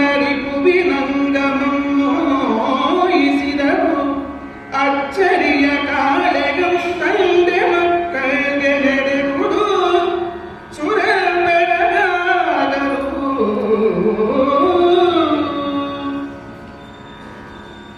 ಒಂದು ರೀತಿಯಲ್ಲಿ ಈ ಅಪ್ಪ ಮಕ್ಕಳ ಕಾಳಗ ಹೇಗೆ ನಡೀತಾ ಇದೆ ಅಂತ ಹೇಳಿದ್ರೆ, ಆಗಲೇ ಹೇಳಿದ ಹಾಗೆ ದೇವತೆಗಳೇ ಬಂದು ನಿಂತಿದ್ದಾರೆ. ರಾಮ ಗೆಲ್ತಾನೋ ಲವಕುಶರು ಗೆಲ್ತಾನೋ, ರಾಮ ಗೆಲ್ತಾನೋ ಲವಕುಶರು ಗೆಲ್ತಾನೋ ಅಂತ. ಯಾಕೆಂತಂದ್ರೆ ಅಷ್ಟು ಅಚ್ಚರಿಯರಾದಂತಹ ಕಾಳಗ ಅಪ್ಪ ಮಕ್ಕಳಲ್ಲಿ ನಡೀತಾ ಉಂಟು.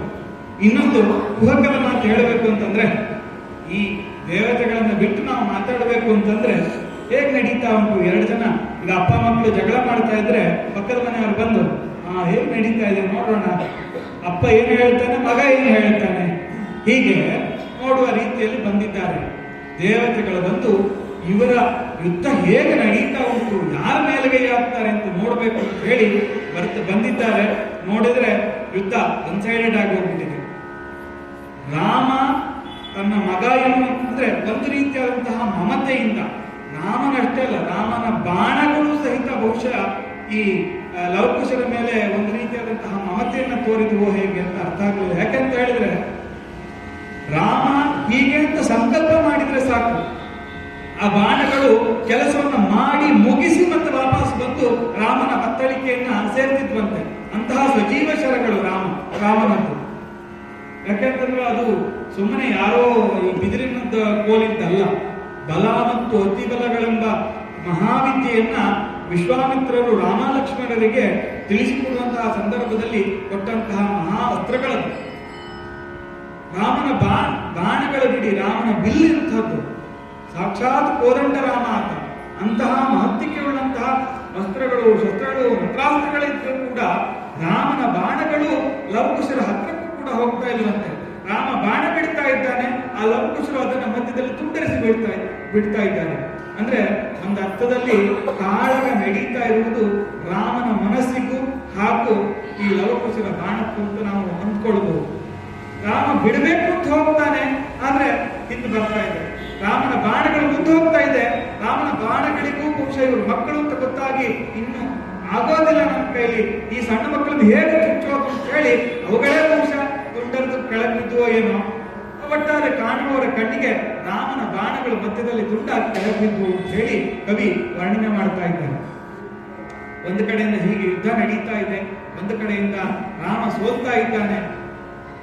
ರಾಮನಿಗೆ ಯಾವ ರೀತಿಯಾಗಿ ಅವರು ಬಾಣಗಳನ್ನು ಬಿಡ್ತಾ ಇದ್ದಾರೆ ಅಂತ ಹೇಳಿದ್ರೆ, ಒಂದು ಕಾಲದಲ್ಲಿ ರಾವಣನನ್ನು ಕೊಂದವನು ಇವನೆಯೋ ಅಂತ ಹೇಳಿ ಅವನ ಕಡೆಯವರು ಅನುಮಾನವನ್ನು ವ್ಯಕ್ತಪಡಿಸುವಂತಹ ರೀತಿಯಲ್ಲಿ ಒನ್ ಸೈಡೆಡ್ ಆಗಿ ಯುದ್ಧ ಹೋಗ್ತಾ ಇದೆ. ರಾಮನನ್ನ ಕಣಗಳಿಗೆ ಖಡ್ಗಗಳಿಂದ ಬಾಣಗಳಿಂದ ಮುಚ್ಚಿಬಿಟ್ಟಿದ್ದಾರೆ. ರಾಮ ಸರ್ವಾದ ರೀತಿಯಿಂದ ರಾಮನನ್ನ ಘಾಸಿಗೊಳಿಸಿಬಿಟ್ಟಿದ್ದಾರೆ ಈ ಹುಡುಗರು. ಪಲ್ಲವಿತ ನವಚೂತರು ಬೇಸಗೆಯ ಝಡಕೆ ಇಲ್ಲದ ಸವಳಿದುವಂತೆ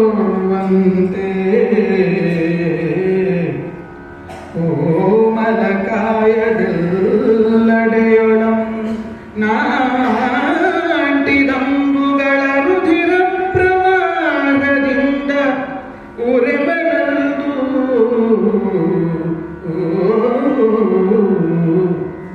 ಮೆಲ್ಲನೆ ಬರುಛದೊಳ್ ಸಾರಥಿ ಬರೆಸಿ ಧರಾವಲ್ಲಭಂ ಮೈ ಮರೆದು ಪವಡಿಸಿದನು.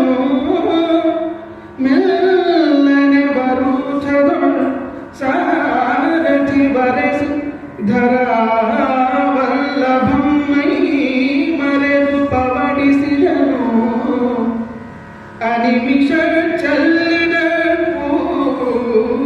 ಮಳೆಗಳು ಅನಿಮಿಷ ಚಲ್ಲಿದ ಮಳೆಗಳು ಮೊಳಗಿದು ದೇವದೊಂದು ಬಿಗಡು ಮೊಳಗಿದು ದೇವದೊಂದು ಬಿಗಡು ಅಂಬರದೊಳು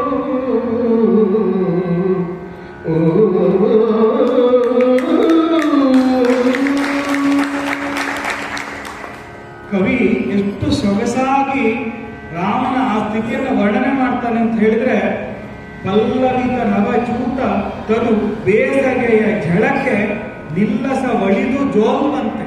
ಅಂದ್ರೆ ಬೇಸಿಗೆಯ ಆ ಬಿಸಿಲಿನ ಝಳಕ್ಕೆ ಒಂದು ಮರ ಹೇಗೆ ಬಾಡಿ ಬಸವಳಿದು ಹೋಗಿದೆಯೋ ಆ ರೀತಿಯಲ್ಲಿ ಧರಾಧಿಪರಾದಂತಹ ಶ್ರೀರಾಮಚಂದ್ರ ಧರಾಶಾಹಿಯಾಗಿ ಬಿದ್ದಿದ್ದಾನೆ. ಅವನ ಮೈಗೆ ಆ ರೀತಿಯಾಗಿ ಬಾಣಗಳು ನಾಂಟಿ ಹೋಗಿವೆ. ರಾಮ ಆ ರೀತಿಯಾಗಿ ಆಗಿ ಹೋಗಿದ್ದಾನೆ. ಆತ ರಾಮಚಂದ್ರ ರುಧಿರ ಪ್ರವಾಹದಿಂದ ಬಳಲಿ ಬಿಟ್ಟಿದ್ದಾನೆ ಅಂತ ಹೇಳಿ ಕವಿ ಇಲ್ಲಿ ವರ್ಣನೆ ಮಾಡ್ತಾರೆ.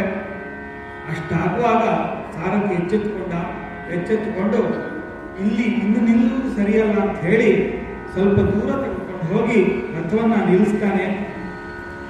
ಇದನ್ನು ಕಂಡಂತಹ ದೇವತೆಗಳು ಹೂಮಳೆಯನ್ನು ಕರೆಯುತ್ತಾರೆ.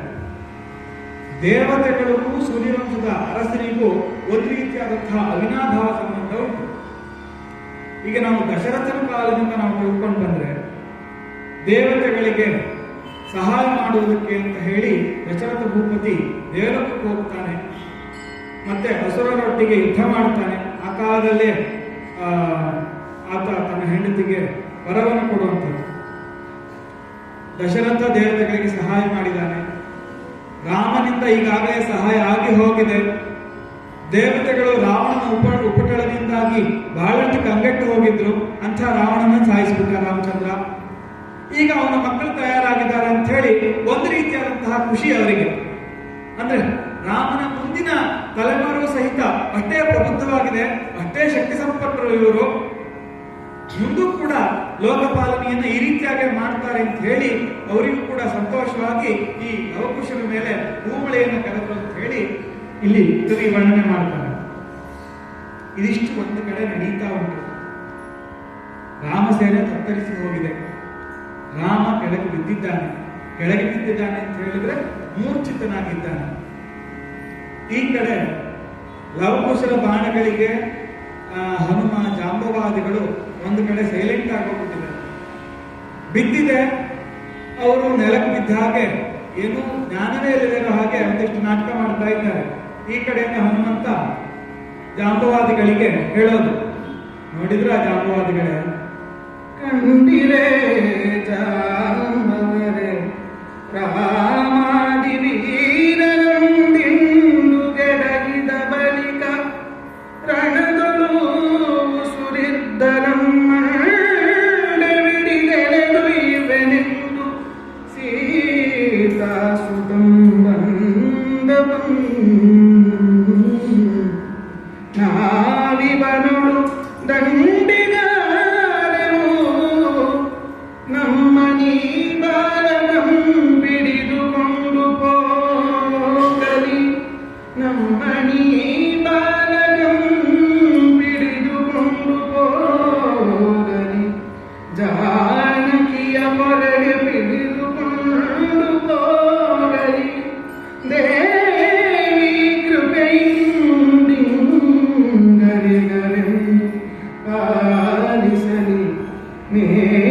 ನುಡಿಯಲೆಂದನ ಹನುಮಂತನು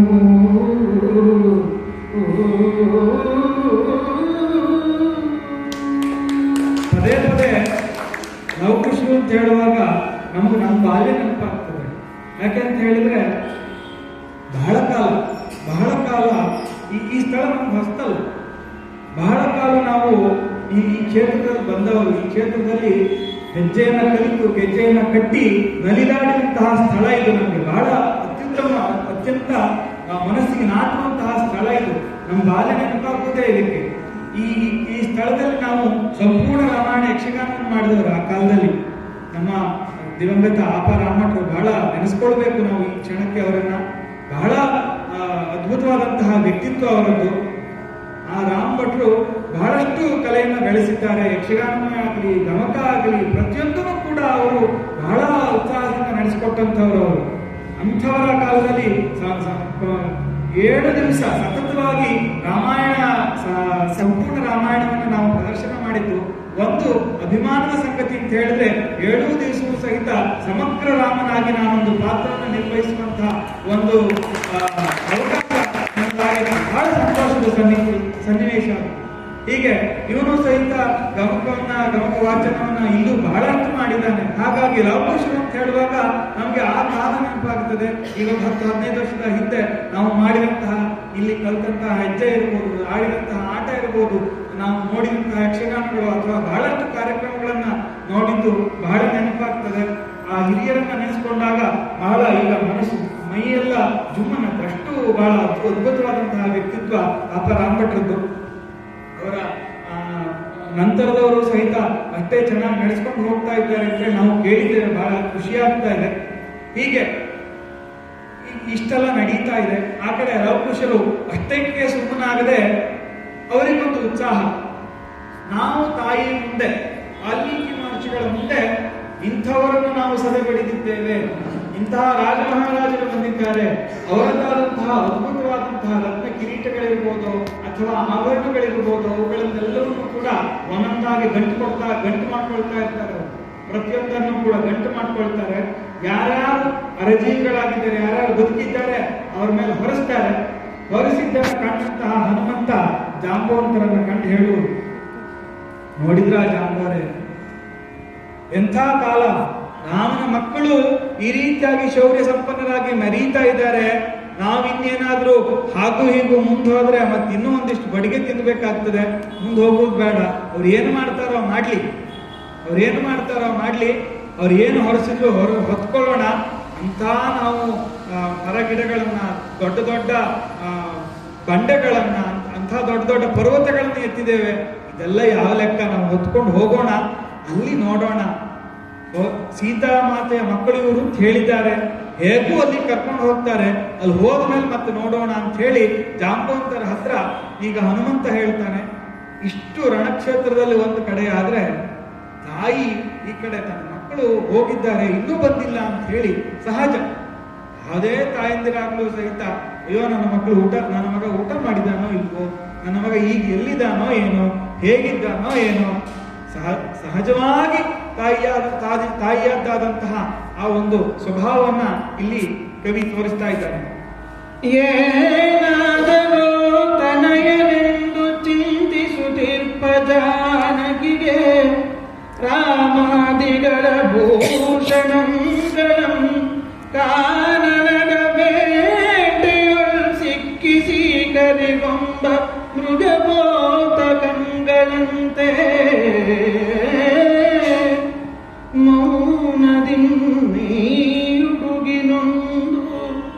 ಮೌನದಿ ನೇಯುಡುಗಿನೊಂದು ಎಳೆತಟಗೆ ಬಿದ್ದವಾಗದ ಶ್ರೇಷ್ಠರಂ ತಂದಿತ್ತು ಚರಣದೊಳ್ ಸೂನುಗಳ್ ಕೊಡಮಡಲ್ಗೆ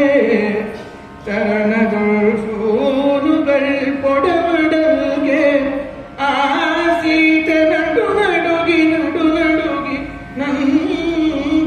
ನಂದನರ್ಗಿಂತೆಂದಳು.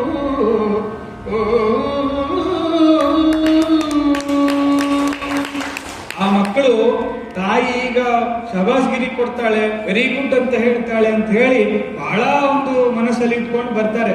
ಅಮ್ಮ ನೋಡು, ಅಮ್ಮ ನೋಡು, ಇದನ್ನ ತಂದಿದ್ದೇವೆ, ಅದನ್ನ ತಂದಿದ್ದೇವೆ ಅಂತ ಹೇಳಿ, ಓ ನೋಡಮ್ಮ ಇವ್ರನ್ನ ಕರೆಸ್ಕೊಳ್ಬೇಕು, ಇವ್ರ ಮೇಲೆ ಹೊರಸ್ಕೊಂಡು ಬಂದಿದ್ದೇವೆ, ನೋಡು ನಮ್ಮ ಶೌರ್ಯ ಪರಾಕ್ರಮ ಅಂತ ಹೇಳಿ ಮಕ್ಕಳು ತಾಯಿ ಮುಂದೆ ಬಂದ್ರೆ ನೋಡ್ತಾಳೆ ಸೀತೆ ಯಾರದ್ದು ಆಭರಣಗಳು.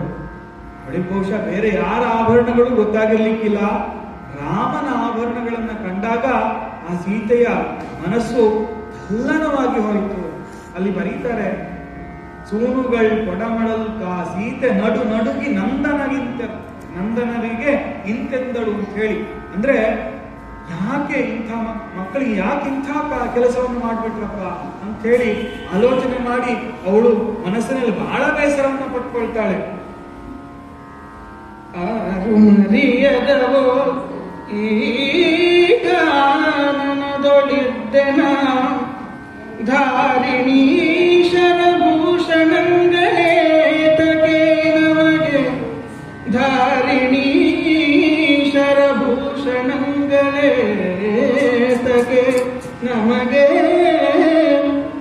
ವೀರ ಕಪಿವರರಿವ ಜಗದೊಳಭಿಮಾನಿಗೆ ಬಂಗಮೇ ಕಿಂತಿವರ್ಗೆ, ವೀರ ಕಪಿವರರಿವ ಜಗದೊಳಭಿಮಾನಿಗೆ ಬಂಗಮೇ ಕಿಂತಿವರ್ಗೆ, ಘೋರ ಕರ್ಮಂಗಳಂ ಮಾಡಿದಿರಿ ಮಕ್ಕಳಿರ, ಘೋರ ಕರ್ಮಂಗಳಂ ಮಾಡಿದಿರಿ ದಾರಿ ತಪ್ಪಿದಿರಿ,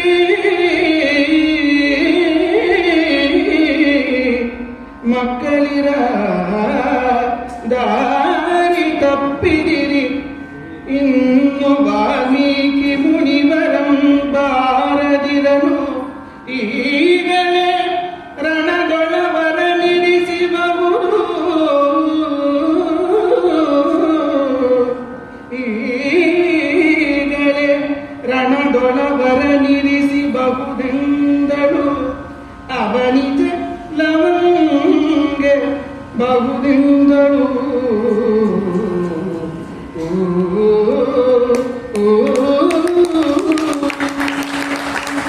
ಸೀತೆ ದುಃಖ ಪಡ್ತಾ ಇದ್ದಾಳೆ. ಮಕ್ಕಳೇ, ಯಾರೂ ತಿಳಿಯುವುದು ಬೇಡ, ಯಾರಿಗೂ ನಾನು ಗೊತ್ತಾಗುವುದು ಬೇಡ, ನಾನು ನಾನಾಗಿ ಬದುಕಬೇಕು ಅಂತ ಹೇಳಿ ಈ ಕಾನನಕ್ಕೆ ಬಂದೆ. ಈ ಆಶ್ರಮ ಪರಿಸರದಲ್ಲಿ ನಾನು ಜೀವನವನ್ನ ಸವೆಸ್ತಾ ಇದ್ದೇನೆ. ಆದ್ರೆ ನನ್ನ ಆಸೆಯನ್ನೆಲ್ಲ ನೀವು ಭಂಗ ಮಾಡಿಬಿಟ್ರಿ ಮಕ್ಕಳೇ. ಎಂಥ ಘೋರತಮವಾದಂತಹ ಕರ್ಮವನ್ನು ನೀವು ಮಾಡಿದಿರಿ ಅಂತ ಹೇಳಿ ಮಕ್ಕಳನ್ನ ಆಕೆ ಬೈತಾ ಇದ್ದಾಳೆ. ಸರಿಯಾದ ಸಮಯಕ್ಕೆ ಸರಿಯಾದ ದಾರಿಯನ್ನು ತೋರಿಸುವುದು ಕೂಡ ತಂದೆ ತಾಯಿಗಳ ಕರ್ತವ್ಯವಾಗುತ್ತದೆ. ಮಕ್ಕಳು ತಪ್ಪಿದಲ್ಲಿ ತಂದೆ ತಾಯಿಗಳು ಅವರನ್ನು ತಿದ್ದುವುದು ಅವರದ್ದಾದಂತಹ ಧರ್ಮ ಇದು. ತಾಯಿಯಾಗಿ ಸೀತೆ ಅದನ್ನು ಮಾಡುವುದಕ್ಕೆ ಪ್ರಾರಂಭ ಮಾಡ್ತಾ ಇದ್ದಾಳೆ. ಬಹುಶಃ ಬೇರೆ ಯಾರಾದ್ರೂ ಆಗಿದ್ರೆ, ಅಂದ್ರೆ ಬೇರೆ ಯಾರನ್ನಾದರೂ ಇವರು ಕಟ್ಟಿ ಎಳೆತಂದು ಬಂದ್ರು ಅಂತಾಗಿದ್ರೆ ಬಹುಶಃ ಸೀತೆ ಸಂತೋಷ ಪಡ್ತಿದ್ಲೋ ಏನೋ.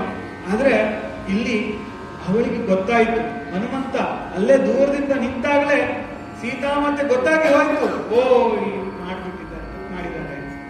ಹನುಮಂತ ಅಲ್ಲೇ ನಮಸ್ಕಾರ ಮಾಡ್ತಾ ಇದ್ದಾನೆ. ಸೀತೆಯನ್ನು ಕಂಡು ಒಂದು ರೀತಿಯಾದಂತಹ ಆನಂದ ಭಾಷಣವನ್ನ ಕಣ್ಣೀರನ್ನು ಇಳಿಸ್ತಾ ಇದ್ದಾನೆ. ತಾಯಿ ಎಂಥ ಮಾತೆ ನೀನು ಅಂತ, ಇಂಥ ಮಾತಿಗೆ ಇಂಥ ಸಂದರ್ಭ ಬಂದದೇಂತಲ್ಲ. ಇಡೀ ಸಮಸ್ತ ಭೂಮಂಡಲದ ರಾಣಿಯಾಗಿ ಮೆರೆಯಬೇಕಾದವಳು ನೀನು, ಇವತ್ತು ಕಾರಣವಾಸವನ್ನು ಮಾಡುವಂತಹ ಪರಿಸ್ಥಿತಿ ಬಂತಲ್ಲ ಅಂತ ಹೇಳಿ ಒಂದು ಕಡೆ ಹನುಮಂತ ಕಣ್ಣೀರಿಸ್ತಾ ಇದ್ದಾನೆ. ಇನ್ನೊಂದು ಕಡೆಯಿಂದ ಸೀತೆ ಅವರೆಲ್ಲರ ಪರಿಸ್ಥಿತಿಯನ್ನ ಕಂಡು, ಅಯ್ಯೋ ನನ್ನ ಮಕ್ಕಳು ಇಂಥ ಕೆಲಸ ಮಾಡ್ಬಿಟ್ರಲ್ಲ ಅಂತ ಹೇಳಿ ಸೀತೆ ಕಣ್ಣೀರನ್ನ ಇಳಿಸ್ತಾ ಇದ್ದಾಳೆ. ಮಕ್ಕಳಿಗೆ ಬೈತಾ ಇದ್ದಾಳೆ, ನೀವು ಇಂಥ ಘೋರ ಕರ್ಮಗಳನ್ನ ಮಾಡಿಬಿಟ್ರಿ, ಮಕ್ಕಳೇ ನೀವು ತಪ್ಪು ಮಾಡಿಬಿಟ್ರಿ ಅಂತ ಹೇಳಿ ಸೀತೆ ಅವರಿಗೆ ಹೇಳ್ತಾ ಇದ್ದಾರೆ.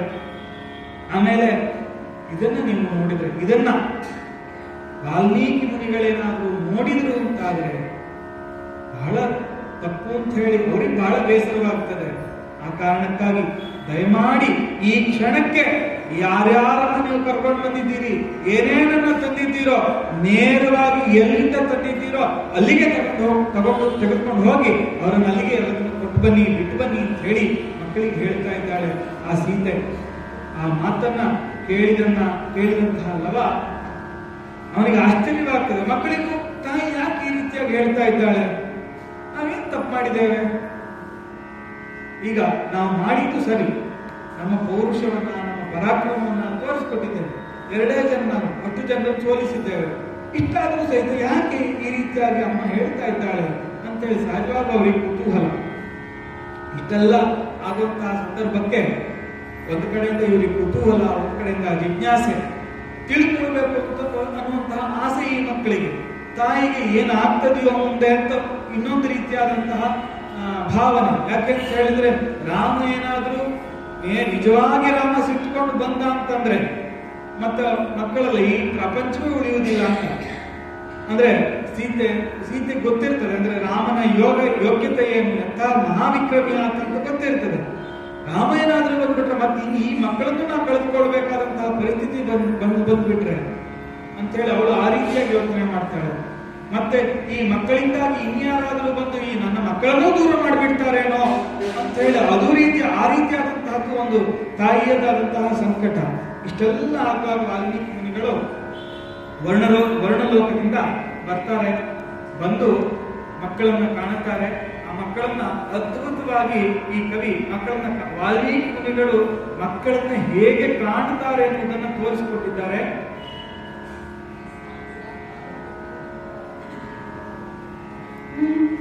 ಶರವೇದ ಮೂರ್ತಿಗಳ ಜಗದಿಂದ ರಾಜಿಸುವ ತರಳರಮ್ಮಣಿ ತತ್ತಿ ಮಕ್ಕಳಿರ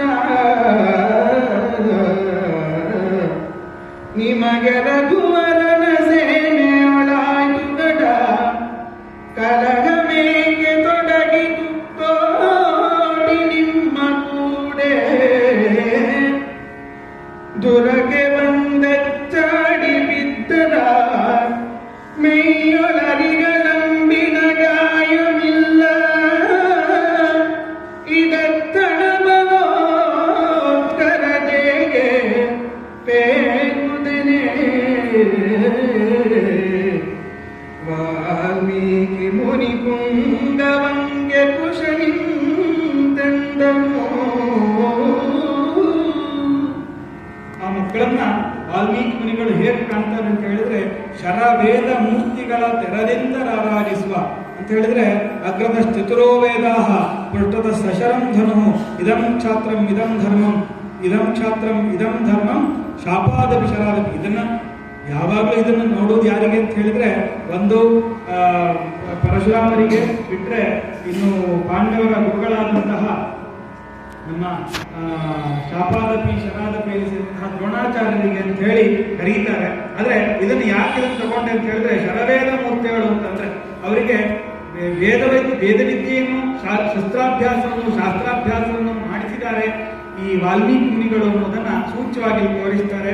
ಅಂತಹ ಮಕ್ಕಳನ್ನ ಪ್ರೀತಿಯಿಂದ ಎತ್ತಿ ಆಲಂಬಿಸಿ ಏನಾಯಿತು, ನಿಮಗೂ ಮತ್ತೆ ರಾಮನ ಸೇನೆಗೂ ಕೂಡ ಯುದ್ಧ ಆಯಿತು ಅಂತ ಹೇಳಿ ವಾಲ್ಮೀಕಿ ಮುನಿಗಳು ಪ್ರಶ್ನೆ ಮಾಡ್ತಾರೆ. ಆ ಪ್ರಶ್ನೆಗೆ ಈ ಮಕ್ಕಳು ಉತ್ತರವನ್ನು ಕೊಡ್ತಾರೆ. ತಂದೆ ನೀವಿರಲ ಮಗೆ ಸುಕ್ಷೇಮಕರಮಪ್ಪುದು ಎಂದೆಂದು ನಿದು ನಿಜಂ ನಿಮ್ಮಡಿಗಳು ಪ್ರದೇಶದಿಂದ ಅರಿಗಳಂ ಗೆಲ್ದೆವು ಈ ನಿಮ್ಮ ಪುಣ್ಯಾಶ್ರಮದೊಳಾಯ್ತು ಭೂತ ಹಿಂಸೆ ಬಂದುದಂ ದಶ್ವಂ ಅದನೀಲವಂ ಕಟ್ಟಿದಂ ಮಂಡಿತವಿದುಡು ಮೇಲೆ ಶತ್ರುಘ್ನನುರ್ವಿರಂ ಸಂಧಿಸಿದನ ಬಳಿಕ ಸೌಮಿತ್ರಿ ಭರತ ರಾಮಾದಿಗಳು ನಡೆತಂದರು.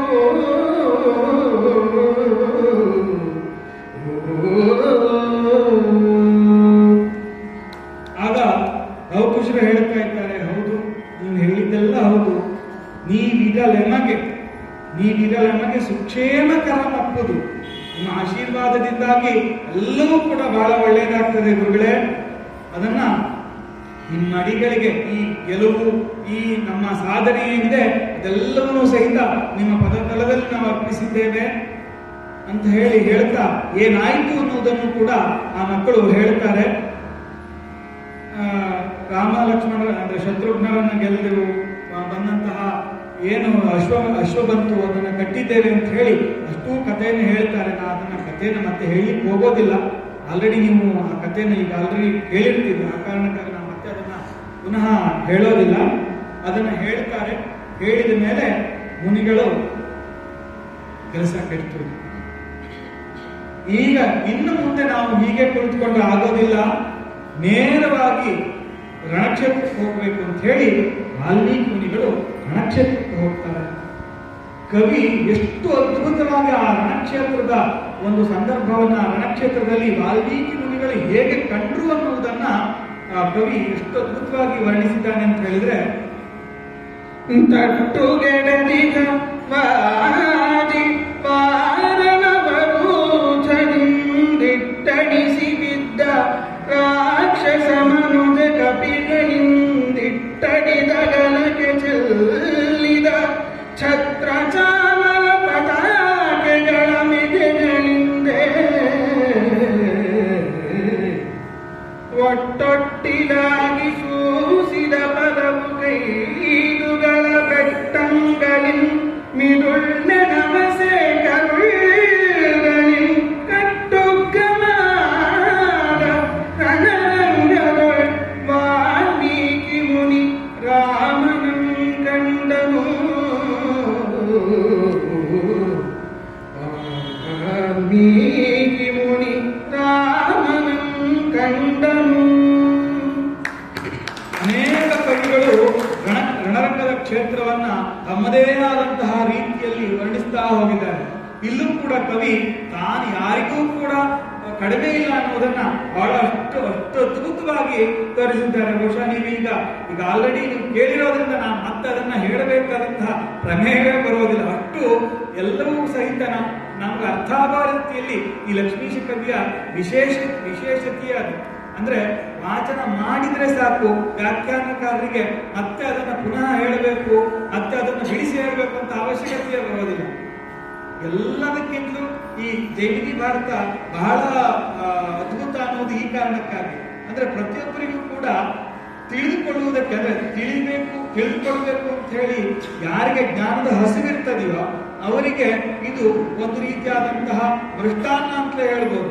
ಅಷ್ಟು ಅದ್ಭುತವಾಗಿ ರಣಕ್ಷೇತ್ರದ ಸನ್ನಿವೇಶಗಳನ್ನ ವರ್ಣಿಸಿದ್ದಾರೆ. ಅಂತಹ ರಣಕ್ಷೇತ್ರದಲ್ಲಿ ವಾಲ್ಮೀಕಿ ಮುನಿಗಳು ಶ್ರೀರಾಮಚಂದ್ರರನ್ನ ಕಂಡಿದ್ದಾರೆ. ಕಂಡು ಇಡೀ ರಾಮಸೇನೆ ಬಿದ್ದಿರುವುದನ್ನು ಕಾಣುತ್ತಾರೆ. ಒಂದು ಕಡೆ ಅವರಿಗೂ ಕೂಡ ಸಂತೋಷವಾಗ್ತದೆ, ಒಂದು ಕಡೆ ಅವರಿಗೂ ಕೂಡ ದುಃಖವಾಗ್ತದೆ. ಯಾರ ನಾಮಸ್ಮರಣೆಯಿಂದಾಗಿ ನಾನು ಈ ಕ್ಷೇತ್ರಕ್ಕೆ, ಈ ಲೆವೆಲ್ಗೆ ಅಂದ್ರೆ ಅವರ ಈ ವಾಲ್ಮೀಕಿ ಮುನಿಗಳು ಆಗಬೇಕು ಅಂತಾದ್ರೆ ರಾಮನಾಮದ ಬಲದಿಂದಾಗಿ ಅವರು ಬಂದವರು. ಅಂಥ ಈ ಮಟ್ಟಕ್ಕೆ ನಾನು ಏರಿದ್ದೇನೋ ಅಂತಹ ಮಹಾತ್ಮನನ್ನ ನಾನು ಈ ರೀತಿಯಲ್ಲಿ ಕಾಣಬೇಕಲ್ಲ ಅಂತ ಹೇಳಿ ಒಂದು ರೀತಿಯಾಗಿ ದುಃಖವಾಗ್ತದೆ. ಇನ್ನೊಂದು ಕಡೆಯಿಂದ ಸಂತೋಷ ಏನು ಅಂತ ಹೇಳಿದ್ರೆ, ನಾನು ಆಗಲೇ ಹೇಳಿದ ಹಾಗೆ ಶಿಷ್ಯಾದಿಚ್ಛೇದ ಪರಾಜಯ ಅಂದ್ರೆ ನಾನು ಶಿಷ್ಯನಿಂದ ಪರಾಜಯವನ್ನು ಕಾಣಬೇಕು ಅಂತ ಇಲ್ಲಿರುವುದು. ಆದ್ರೆ ವಾಲ್ಮೀಕಿ ಮುನಿಗಳು ತನ್ನ ಮಕ್ಕಳ ಅಂದ್ರೆ ತಾನು ಬೆಳೆಸಿದ ಮಕ್ಕಳ ಆ ಪೌರುಷತ್ವವನ್ನು ಕಂಡು ಒಂದು ರೀತಿಯಾಗಿ ಸಂತೋಷ ಪಡ್ತಾರೆ. ಆಮೇಲೆ ನೋಡಿ, ರಾಮನಾಮದ ಫಲ ಎಷ್ಟು, ರಾಮನಾಮಕ್ಕೆ ಇರುವಂತಹ ಶಕ್ತಿ ಎಷ್ಟು ಅಂತ ಹೇಳಿದ್ರೆ, ರಾಮನನ್ನೇ ಬದುಕಿಸುವಂತಹ ಶಕ್ತಿ, ಅಂದ್ರೆ ರಾಮನನ್ನ ಪುನಶ್ಚೇತನಗೊಳಿಸುವಂತಹ ಶಕ್ತಿ ರಾಮನಾಮಕ್ಕಿದೆ ಅಂತ ಹೇಳಿ ಈ ಒಂದು ಪದ್ಯದಿಂದ ನಾವು ಕಾಣ್ತೇವೆ. ಈಕ್ಷಿಸಿ ಕಮಂಡಲೋದಕದಿಂದೆ ಮುನಿವರು ಪ್ರೋಕ್ಷಿಸಿದೊಡೆ ಉರಗ ತಲ್ಪದೊಳು ಪವಡಿಸುವ ಜಾಕ್ಷಣೀತಂ ತಪ್ಪದು ಎಂಬಂತೆ ಕಂದೆರೆದು ವಾಲ್ಮೀಕಿಗಭಿನಮಿಸಲು ಸಾಕ್ಷಾತ್ ಜಗನ್ನಾಥ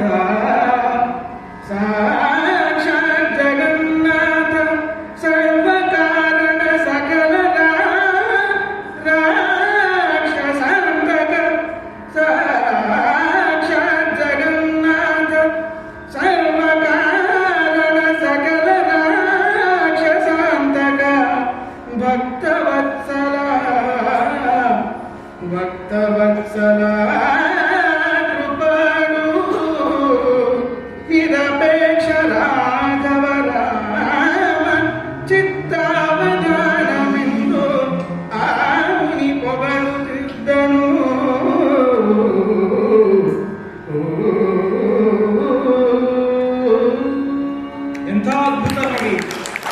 ರಾಮನಾಮ ಫಲದಿಂದಾಗಿ ಇಷ್ಟು ಮೇಲೆ ಬಂದಂತಹ ವಾಲ್ಮೀಕಿ ಮುನಿಗಳು ರಾಮನನ್ನೇ ಬದುಕಿಸುವುದಕ್ಕೆ, ಸೇನೆಯನ್ನೇ ಪುನರುಜ್ಜೀವನಗೊಳಿಸುವುದಕ್ಕೆ ಮುಂದಾಗ್ತಾರೆ. ತಮ್ಮ ಕಮಂಡಲದಿಂದಾಗಿ ಮಂತ್ರ ಜಲವನ್ನು ಪ್ರೋಕ್ಷಣೆ ಮಾಡ್ತಾರೆ. ಇಡೀ ಸಮಸ್ತ ಈ ರಾಮ ಸೇನೆಯು ಕೂಡ ಮೇಲೆತ್ತು ನಿಲ್ತದೆ. ಆಗ ಮೇಲೆತ್ತು ನಿಂತಹ ಕಾಲಕ್ಕೆ ವಾಲ್ಮೀಕಿ ಮುನಿಗಳು ಅವರೆಲ್ಲರನ್ನೂ ಕೂಡ ಅವರ ಕೋಪವನ್ನ ಶಮನ ಮಾಡುತ್ತಾರೆ. ಅವರೆಲ್ಲರನ್ನೂ ಸಹಿತ ಬೇಕಾದಂತಹ ರೀತಿಯಲ್ಲಿ ಯಥಾಮತಿಯಾಗಿ ಯಥೋಚಿತವಾಗಿ ಅವರನ್ನ ಸತ್ಕಾರ ಮಾಡ್ತಾರೆ. ಸುರಧೇನುವನ್ನೇ ಕೆಳಗಿಳಿಸ್ತಾರೆ. ಅದರಿಂದಾಗಿ ಸಮಸ್ತ ರಾಮಸೇನೆಗೂ ಸಹಿತ ಎಲ್ಲವನ್ನೂ ಕೂಡ ಉಪಚಾರವನ್ನ ಮಾಡ್ತಾರೆ ಅಂತ ಹೇಳಿ ಕವಿ ಇಲ್ಲಿ ಹೇಳ್ತಾರೆ. ಅಷ್ಟು ಮಾಡಿದ ಮೇಲೆ ರಾಮನ ಕೋಪ ಸ್ವಲ್ಪ ತಣ್ಣಗಾಯಿತು ಅಂತ ಹೇಳಿ ನೇರವಾಗಿ ರಾಮನಲ್ಲಿ ಹೋಗಿ, ರಾಜೇಂದ್ರ ಕೋಪಂ ಮಾಡದು ನಿನ್ನಂ ಕೃಪಾ ಜಲಧಿಯೆಂದು ಮರೆವಕ್ಕನಂ ಕಾವೆನೆಂದೀ ಜಗಂ ಬಣ್ಣಿಪುದು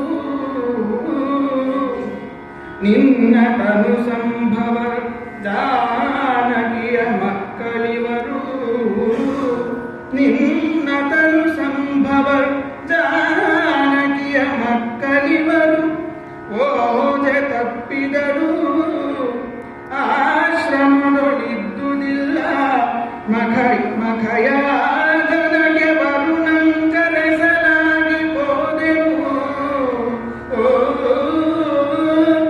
ಈ ವ್ಯಾಜಮಂತಾನರಿಯನು ಈ ವ್ಯಾಜ್ಯಮಂತಾನರಿಯನು ಅಪರಾಧಮೆನಿದುಳ್ಳನು ಸೈರಿಸುವುದೆಂದನು.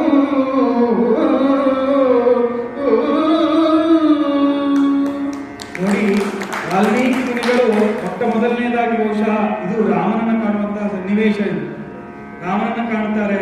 ರಾಮನನ್ನ ಕೋಪೋದ್ರಿಕ್ತ ಅಂತ ಭಾವಿಸಿರ್ತಾರೆ. ರಾಮನಿಗೂ ಕೂಡ ಬಹುಶಃ ಇಷ್ಟ ಆದ ಮೇಲೆ ತನ್ನ ಮಕ್ಕಳನ್ನು ನೋಡ್ಬೇಕು, ಎಲ್ಲಿದ್ದಾರೆ ಇವರು ಅಂತ ಹೇಳಿ ರಾಮನು ಆಲೋಚನೆ ಮಾಡ್ತಾ ಇರ್ತಾನೆ. ಅಷ್ಟೊತ್ತಿಗೆ ವಾಲ್ಮೀಕಿ ಮುನಿಗಳು ಬರ್ತಾರೆ. ಎಲ್ಲವನ್ನೂ ಕೂಡ ಕೋಪ ಶಾಂತವಾಗಬೇಕು, ರಾಮ ನಾನು ಇರ್ಲಿಲ್ಲ ಇಲ್ಲಿ, ನಾನಿದ್ದಿದ್ರೆ ಬಹುಶಃ ಇಂಥ ಒಂದು ಘಟನೆ ಸಂಭವಿಸುವುದಕ್ಕೆ ನಾನು ಬಿಡುವುದಿಲ್ಲ ಅಂತೇಳಿ ಹೇಳುವಾಗ ಬಹುಶಃ ರಾಮ ತನ್ನಲ್ಲೇ ಅನಿಸಿಕೊಂಡಿರ್ಬೇಕು, ಇದಾಗಬೇಕಾಗಿತ್ತು. ಯಾಕೆಂತಂದ್ರೆ ಇದ್ರ ಮುಖ್ಯವಾಗಿ ನನ್ನ ಮಕ್ಕಳನ್ನ ನಾನು ನೋಡಿದೆ ಅಂತ ಹೇಳಿ ರಾಮ ಅನಿಸ್ಕೊಂಡಿರ್ಬೋದೋ ಏನೋ. ಅಷ್ಟಾಗುವಾಗ ಲಕ್ಷ್ಮಣ ಒಂದು ಮಾತನ್ನು ಹೇಳ್ತಾನೆ. ಲಕ್ಷ್ಮಣ, ನನಗೆ ಎಲ್ಲಿಯವರೆಗೆ ಈ ವಿಚಾರ ಗೊತ್ತು ಅಂತ ಹೇಳಿದ್ರೆ, ಅಂದ್ರೆ ವಾಲ್ಮೀಕಿ ಮುನಿಗಳು ಯಥಾಮತಿಯಾಗಿ ಇವರು ನಿನ್ನ ಮಕ್ಕಳು, ಇವರನ್ನೇ ನೀನು ಪರಿಗ್ರಹಿಸಬೇಕು, ಇವರನ್ನ ನೀನು ಕೋಪ ಮಾಡಬಾರ್ದು ಇವ್ರ ಮೇಲೆ ಅಂತ ಹೇಳಿ ಹೇಳುವಾಗ ರಾಮ ಲಕ್ಷ್ಮಣನ ಮುಖ ನೋಡ್ತಾನೆ. ಲಕ್ಷ್ಮಣ ಆಗ ತನಗೆ ಗೊತ್ತಿತ್ತು, ಎಲ್ಲಿವರೆಗೆ ಗೊತ್ತಿತ್ತು ಅಂತ ಹೇಳಿ ಈ ಪದ್ಯದಲ್ಲಿ ಹೇಳ್ತಾನೆ. ಇಂತೆಂದು ಲಕ್ಷ್ಮಣನುಡಿಯೇ ವಾಲ್ಮೀಕಿ ಸಮಂತರದೊಳೇಕಾಕಿಯಾಗಿ ಜಾನಕಿ ದಿವಗ ಸಂತಾಪದಿಂದಡವೆಯೊಳ್ ತೊಡಗುತ್ತಿದ್ದುದಂ ಕಂಡು ತನ್ನಾಶ್ರಮಕ್ಕೆ ಸಂತೈಸಿ ಕೂಡಿಕೊಂಡೊಯ್ದುದಂ ಬಳಿಕಲ್ಲಿ ಸಂತತಿಗಳಾದುದಂ ತಾನವರ್ಗಿಲ್ಲಿ ಪರ್ಯಂತರ ಮಾಡಿಸಿದ ಕೃತ್ಯಗಳೆಲ್ಲ ನಂಬೇದಂ ರಘುದ್ವಹಂಗೆ.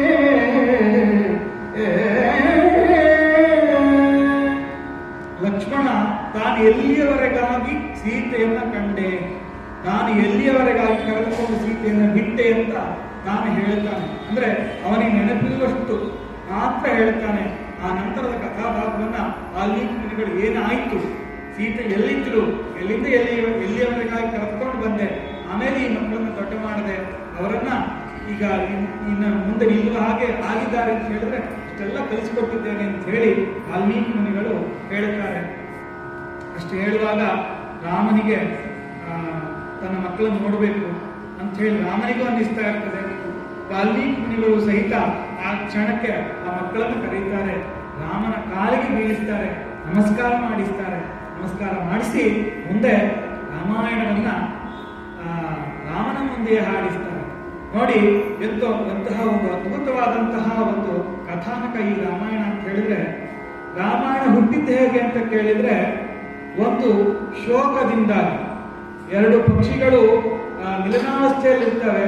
ಅದನ್ನ ಒಬ್ಬ ಬೇಡ ಬಂದು ಆ ಹಕ್ಕಿಗಳನ್ನ ಬೇರ್ಪಡಿಸ್ತಾನೆ. ಅಲ್ಲಿಂದ ಶುರುವಾದಂತಹದ್ದು ರಾಮಾಯಣದ ಕಥೆ. ಶೋಕ ಒಂದು ಶಾಪವಾಗಿ, ಆ ಶಾಪವೇ ಶ್ಲೋಕವಾಗಿ ಪರಿಣಮಿಸಿತು ಅಂತ ಹೇಳಿದ್ರೆ ಅದು ರಾಮಾಯಣ. ಅದು ರಾಮಾಯಣಕ್ಕಿರುವಂತಹ ಮಹತ್ತಿಕೆ. ಅಲ್ಲಿಂದ ಪ್ರಾರಂಭವಾದಂತಹ ರಾಮಾಯಣ ಇಲ್ಲಿಯವರೆಗಾಗಿ ಬಂದು ಮುಂದುವರಿಯುತ್ತದೆ. ರಾಮನ ಮುಂದೆ ರಾಮಾಯಣದ ಪಠಣವನ್ನ ರಾಮನ ಮಕ್ಕಳೇ ಮಾಡ್ತಾರೆ. ಅದು ಹೇಗಿತ್ತು ಅಂತ ಹೇಳಿ ಕವಿ ವರ್ಣನೆ ಮಾಡ್ತಾನೆ. ಸ್ಥಾಯಿ ಸಂಚಾರಿಗಳ ಸರಿಗಮ ಪದನಿಯ ಸರದಾಯತದ ಶುದ್ಧ ಸಂಕೀರ್ಣ ಸಾರಗಳ ಪೂರಾಯತ ಸುತಾನಂಗಲಂ ತಾರ ಮಧ್ಯ ಮಂತ್ರಗಳಿಂದ ಸೊಗಸುಗೊಳಿಸಿ ಹೊಸದೇ ಪಾಡಿದನವರ್ ಗೇಯ ರಸಂ ಹೊಸದೇ ಪಾಡಿದರವರ್ ವಿನುತ ರಾಮಾಯಣದ ಸುಶ್ಲೋಕ ಮಾಲೆಯಂ ಕೇಳು ರಘುರಾಯನು ಮೆಚ್ಚಿ ಕೊಂಡಾಡಿ ನಸುನಗೆಯಿಂದ ಕೇಳು ರಘುರಾಯನು ಮೆಚ್ಚಿ ಕೊಂಡಾಡಿ ನಸುನಗೆಯಿಂದ ಸೌಮಿತ್ರಿಗಿಂತೆಂದನು.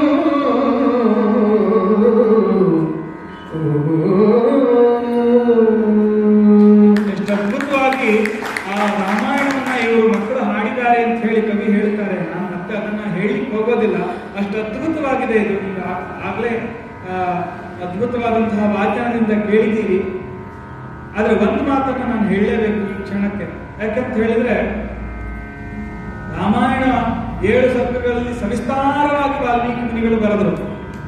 ವಾಲ್ಮೀಕಿ ಮುನಿಗಳು ಬರೆಯುವಾಗ ಒಂದನಿಸ್ತಂತೆ, ಬಹುಶಃ ಮುಂದೆ ಈ 7 ಕಾಂಡವನ್ನ ಇಷ್ಟು ಸವಿಸ್ತಾರವಾದಂತಹ ಭಾಗವನ್ನ ಜನರಿಗೆ ಓದೋದು ಬಹುಶಃ ಕಷ್ಟ ಆಗ್ಬೋದೇನೋ, ಮುಂದೆ ಹೀಗಾಗಬಹುದೇನೋ ಅಂತ ಹೇಳಿ ಅವರು ತಿಳ್ಕೊಂಡ್ರು ಏನೋ. ಅದಕ್ಕಾಗಿ ಶತಶ್ಲೋಕಿ ರಾಮಾಯಣವನ್ನು ಬರೆಯುತ್ತಾರೆ. 100 ಶ್ಲೋಕಗಳಲ್ಲಿ ಸಂಪೂರ್ಣ ರಾಮಾಯಣವನ್ನ ಬರೆದು ಬಿಡ್ತಾರೆ. ಮತ್ತು ಅವರಿಗೆ ಅನ್ನಿಸ್ತದೆ, ಬಹುಶಃ ಮುಂದಿನ ಜನರು ಈ ಶತಶ್ಲೋಕವನ್ನ ಪಠನ ಮಾಡುವುದು ಬಹಳ ಕಷ್ಟವಾಗ್ತದೆಯೋ ಏನೋ, ಹಾಗಾಗಿ ಏಕಶ್ಲೋಕಿ ರಾಮಾಯಣವನ್ನು ಬರೆದು ಬಿಡೋಣ ಅಂತ ಹೇಳಿ ಏಕಶ್ಲೋಕಿ ರಾಮಾಯಣವನ್ನು ಕೂಡ ಬರೆದು ಬಿಡ್ತಾರೆ. ಎಲ್ಲರಿಗೂ ಗೊತ್ತಿದೆ ಅಂತ ಭಾವಿಸ್ತೇನೆ. ಏಕಶ್ಲೋಕಿ ರಾಮಾಯಣ ಯಾವುದು ಅಂತ ಹೇಳಿದ್ರೆ ಪೂರ್ವಂ ರಾಮ ತಪೋವನಾಭಿಗಮನ.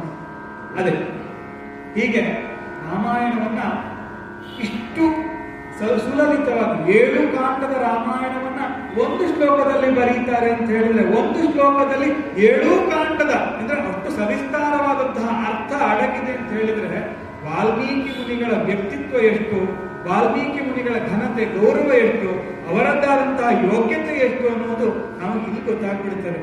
ಅಷ್ಟು ಅದ್ಭುತವಾಗಿ ಅವರು ಬರೆದಿರ್ತಾರೆ. ರಾಮ ಇವರನ್ನ ಕಂಡು ಅತ್ಯಾನಂದ ಪುಳಕಿತನಾಗಿಬಿಡುತ್ತಾರೆ. ರಾಮನಿಗೆ ಆ ಮಕ್ಕಳನ್ನ ಕಾಣುವುದಕ್ಕಿಂತ ಹೆಚ್ಚಾಗಿ, ಅವರ ಸ್ವರವನ್ನ ಕೇಳುವುದಕ್ಕಿಂತ ಹೆಚ್ಚಾಗಿ ಅವರ ವಿದ್ವತ್ತಿಗೆ ರಾಮ ಬೆರಗಾಗಿ ಬಿಡ್ತಾನಂತೆ.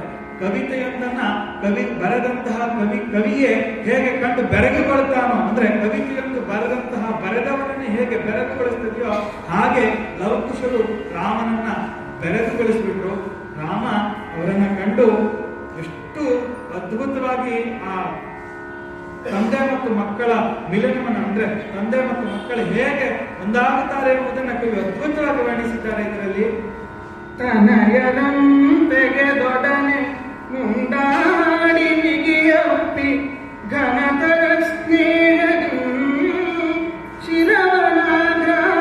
ಶಿರವನಾಗ್ರಾಣಿಸಿ ತನಯನಂ ತೆಗೆದೊಡನೆ ಮುಂದಾಡಿ ಬಿಗಿಯೊಪ್ಪಿ ಘನತರ ಸ್ನೇಹದಿ ಶಿರವನಾಗ್ರಾಣಿಸಿ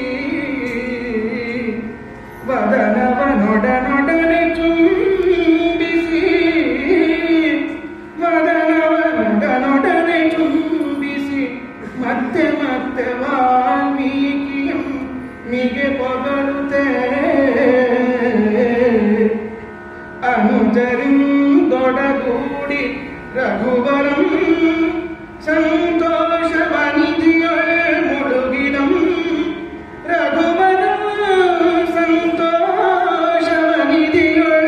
ಮುಳುಗಿದಂ ಸುಕುಮಾರರಂ ಕೊಂಡು ಕೊನರಿತು ಸಮಸ್ತ ಪರಿವಾರ ಮುತ್ಸವದಿಂದೆ ಮೊಡಗಿದು ವಾದ್ಯಂಗಳಂ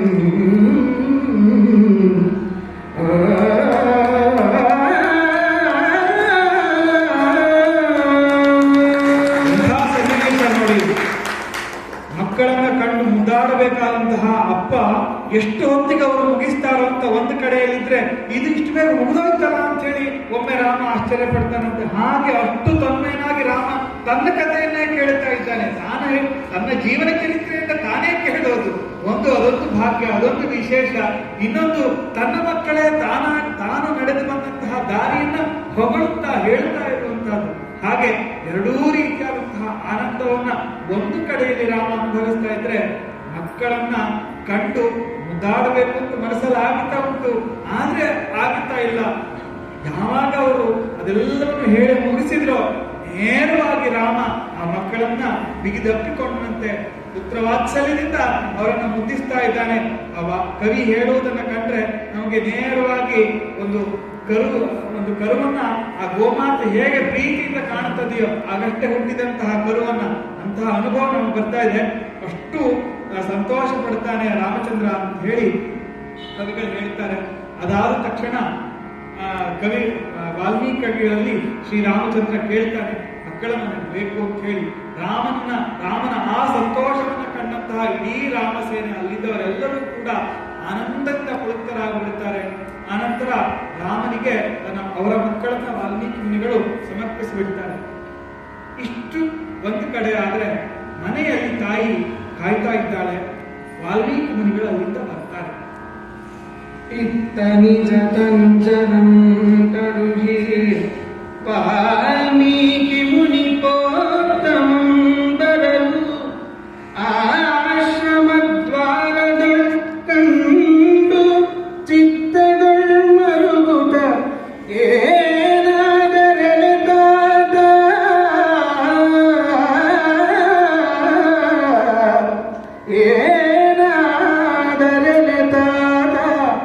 ಕುಶಲವರೊಡಲ್ ಬಿಡಿವನೆಂತೋ ಏನಾದರೆಳೆದಾದ ಕುಶಲವರೊಡಲ್ ಬಿಡಿವನೆಂತೋ ಪೆತ್ತಂದು ಮೊದಲಾಗಿ ಪತಿ ವಿರಹಮಂ ಮರೆದು ಪತ್ತಿರ್ದೆನೀ ದೇಗಮಂ ಪೆತ್ತಂದು ಮೊದಲಾಗಿ ಪತಿ ವಿರಹಮಂ ಮರೆದು ಪತ್ತಿರ್ದೆನೀ ದೇಗಮಂ ತನ್ನ ಸುತರನು ಆಗಿತ್ತು ನೀನೈ ತಂದೆ ತಂದೆ ತಂದೆ ತನ್ನ ಸುತರನಾಗಿತ್ತು ನೀನೈ ತಂದೆ ತಂದೆ ಎಂದು ಜಾನಕಿ ಬಿದ್ದಳಂಗ್ರಿಗಳಿಗೆ ಜಾನಕಿ ಬಿದ್ದಳಂಗ್ರಿಗಳಿಗೆ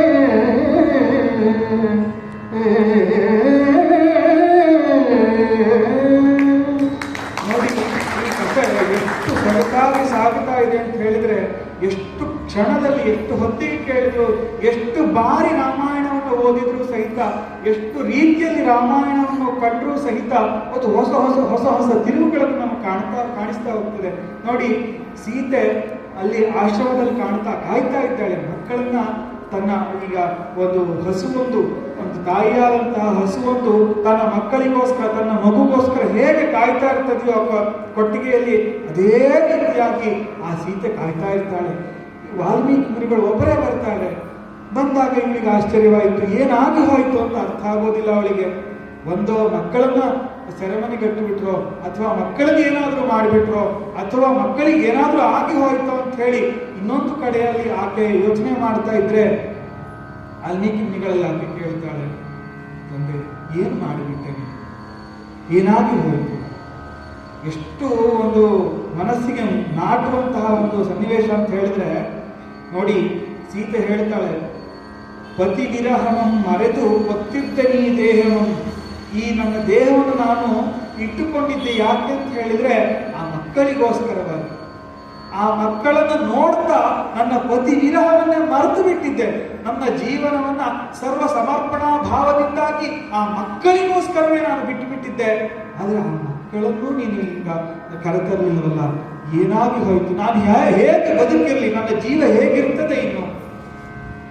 ಸೀತೆಗೆ ರಾಮನಿರದೆ ಜೀವನವೇ ಇಲ್ಲ ಅಂತ ಬದುಕಿದವಳು ಆಕೆ, ತನ್ನ ಆದರ್ಶವನ್ನು ಲೋಕಕ್ಕೆ ತೋರಿಕೊಟ್ಟವಳು ಆಕೆ.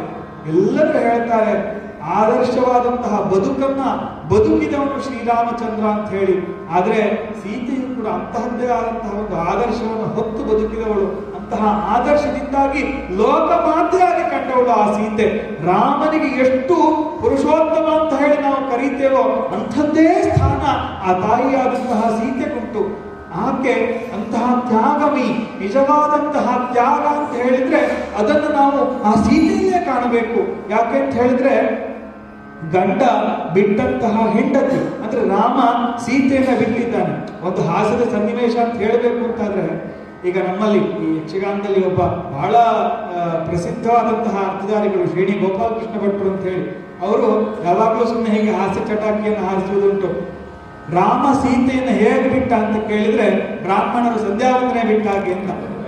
ಅಂದ್ರೆ ಎಲ್ಲರೂ ಬಿಟ್ಟಿದ್ದಾರೆ ಅಂತಲ್ಲ, ತಪ್ಪಾಗಿ ಭಾವಿಸಬಾರದು. ಅದರಲ್ಲಿಯೂ ಕೂಡ ಅರ್ಥ ಉಂಟು. ಬ್ರಾಹ್ಮಣರು ಬ್ರಾಹ್ಮಣರು ಸಂಧ್ಯಾವಂದನೆಯನ್ನ ಬಿಟ್ಟ ಹಾಗೆ ರಾಮ ಸೀತೆಯನ್ನ ಬಿಟ್ಟ. ರಾಮ ಸೀತೆಯನ್ನ ಸಂಪೂರ್ಣವಾಗಿ ಬಿಟ್ಟು ನಾವು ಕೇಳಿದ್ರೆ ರಾಮನ ಮನಸ್ಸಿನಲ್ಲಿ, ರಾಮನ ಹೃದಯದಲ್ಲಿ ಸದಾಕಾಲವೂ ಸೀತೆ ಇದ್ದಾಳೆ.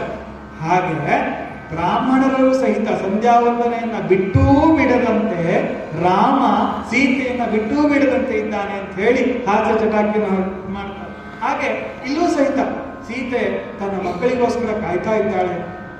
ಆ ಮಕ್ಕಳನ್ನು ಏನು ಮಾಡಿದೆ ಅಂತ ಹೇಳಿ ವಾಲ್ಮೀಕಿ ಮುನಿಗಳಲ್ಲಿ ಪ್ರಶ್ನೆ ಮಾಡಿದಾಗ ವಾಲ್ಮೀಕಿ ಮುನಿಗಳು ಆಲೋಚನೆ ಮಾಡಬೇಡ ತಾಯಿ ಅಂತ ಹೇಳಿ ಆ ನೊಂದ ಹೃದಯವನ್ನ ಎತ್ತಿ ಮೇಲಕ್ಕೆತ್ತಿ ಹೇಳ್ತಾ ಇದ್ದಾರೆ. ಮಣಿಗತ್ತಿ ಸೀತೆಯಂ ಸಂತೈಸಿ ಮಗಳೇ ಇನ್ನನುಗರಂ ತನ್ನ ತಾತಂ ಕೂಡಿಕೊಂಡೈದನು ಎನಿಕೆ ಬೇಡಿದಕಿನ್ನು ನಿನ್ನು ಕಾತನಲ್ಲಿಗೆ ಕಳುಗಿ ಬಪ್ಪೆನೆಂದು ಗುಣದಿಂದೊಡಂಬಡಿಸಿ ವಾಲ್ಮೀಕಿ ಮುನಿವರು ಮಣಿರಥವನೇರಿಸಿ ಸಮಸ್ತ ವೈಭವನಿಂ ಸಮಸ್ತ ವೈಭವನಿಂ ತರಣಿಗೆಯಂ ತಂದು ಅಯೋಧ್ಯಾಪುರದೊಳಿರಿಸಿ ರಘುನಾಥನಂ ಕಾಣಿಸಿದನು.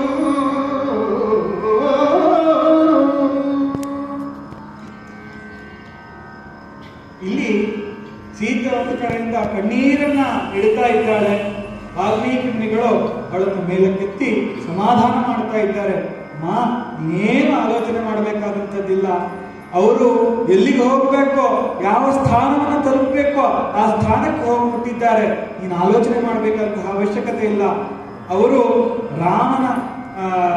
ರಾಮನ ಸಾನ್ನಿಧ್ಯಕ್ಕೆ ಸೇರಿದ್ದಾರೆ, ರಾಮನೊಟ್ಟಿಗೆ ಹೋಗಿದ್ದಾರೆ ಅಂಥೇಳಿ ಹೇಳುವಾಗ ಸೀತೆಯ ಮುಖ ಸಣ್ಣದಾಗಿ ಬಿಡುತ್ತದೆ.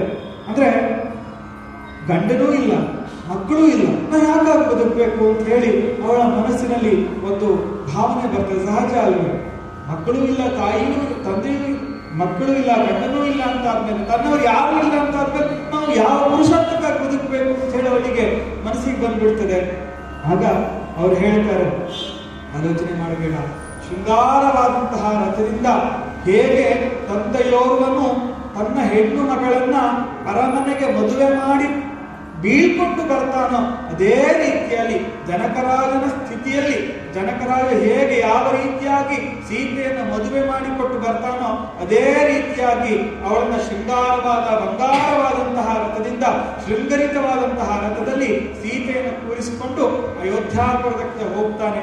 ಅಲ್ಲಿ ಹೋಗಿ ಕಥೆಯಲ್ಲಿ ಹೀಗಿದೆ, ಅದನ್ನು ಹೇಳಬೇಕಾದದ್ದು ಕಥಾಧರ್ಮ, ಹಾಗಾಗಿ ಹೇಳ್ತಾ ಇದ್ದೇನೆ. ಸೀತೆಯಲ್ಲಿ ಹೋಗ್ತಾನೆ, ಸರ್ವರ ಮುಂದೆ ರಾಮಚಂದ್ರ ಸೀತೆಯನ್ನು ಸ್ವೀಕರಿಸ್ತಾನೆ. ಮುಂದೆ ಸೀತೆಯನ್ನ ಕೂಡಿ ಶ್ರೀರಾಮಚಂದ್ರ ರಾಜಾರಾಮನಾಗಿ ಸೀತಾರಾಮನಾಗಿ ಆದರ್ಶರಾಮನಾಗಿ ರಾಜ್ಯಭಾರ ಮಾಡ್ತಾನೆ ಅಂತ ಹೇಳಿ ಕವಿ ಬರೀತಾನೆ.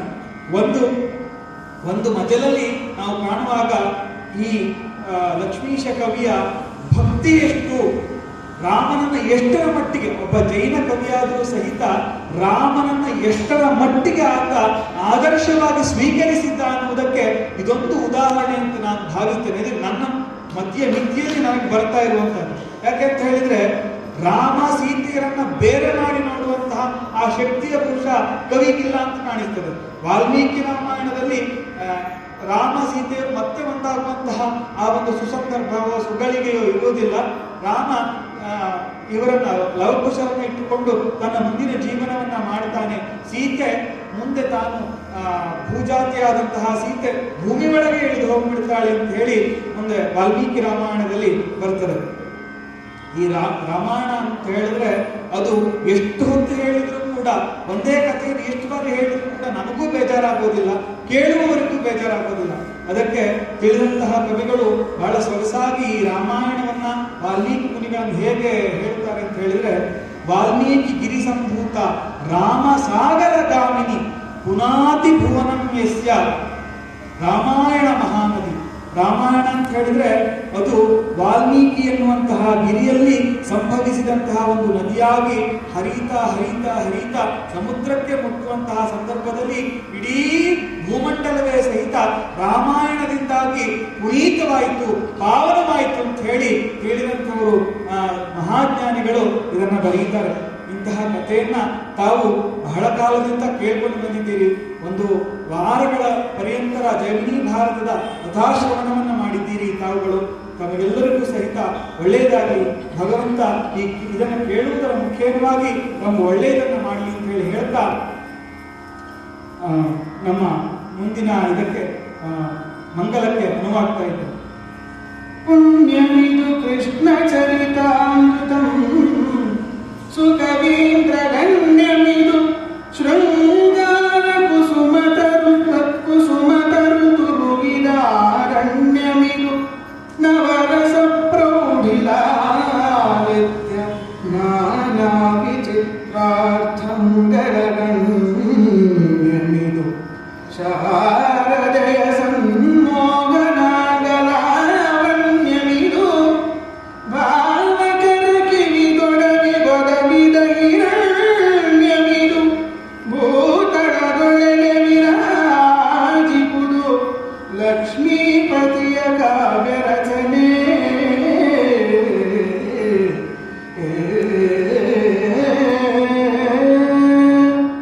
ಸ್ವಸ್ತಿ ಪ್ರಜಾಭ್ಯಾಂ ಪರಿಪಾಲಯಂತಾಂ ನ್ಯಾಯೇನ ಮಾರ್ಗೇಣ ಮಹೀಷಾಃ ಗೋಬ್ರಾಹ್ಮಣೇಭ್ಯಃ ಶುಭಮಸ್ತು ನಿತ್ಯಂ ಲೋಕಾಃ ಸಮಸ್ತಾಃ ಸುಖಿನೋ ಭವಂತು.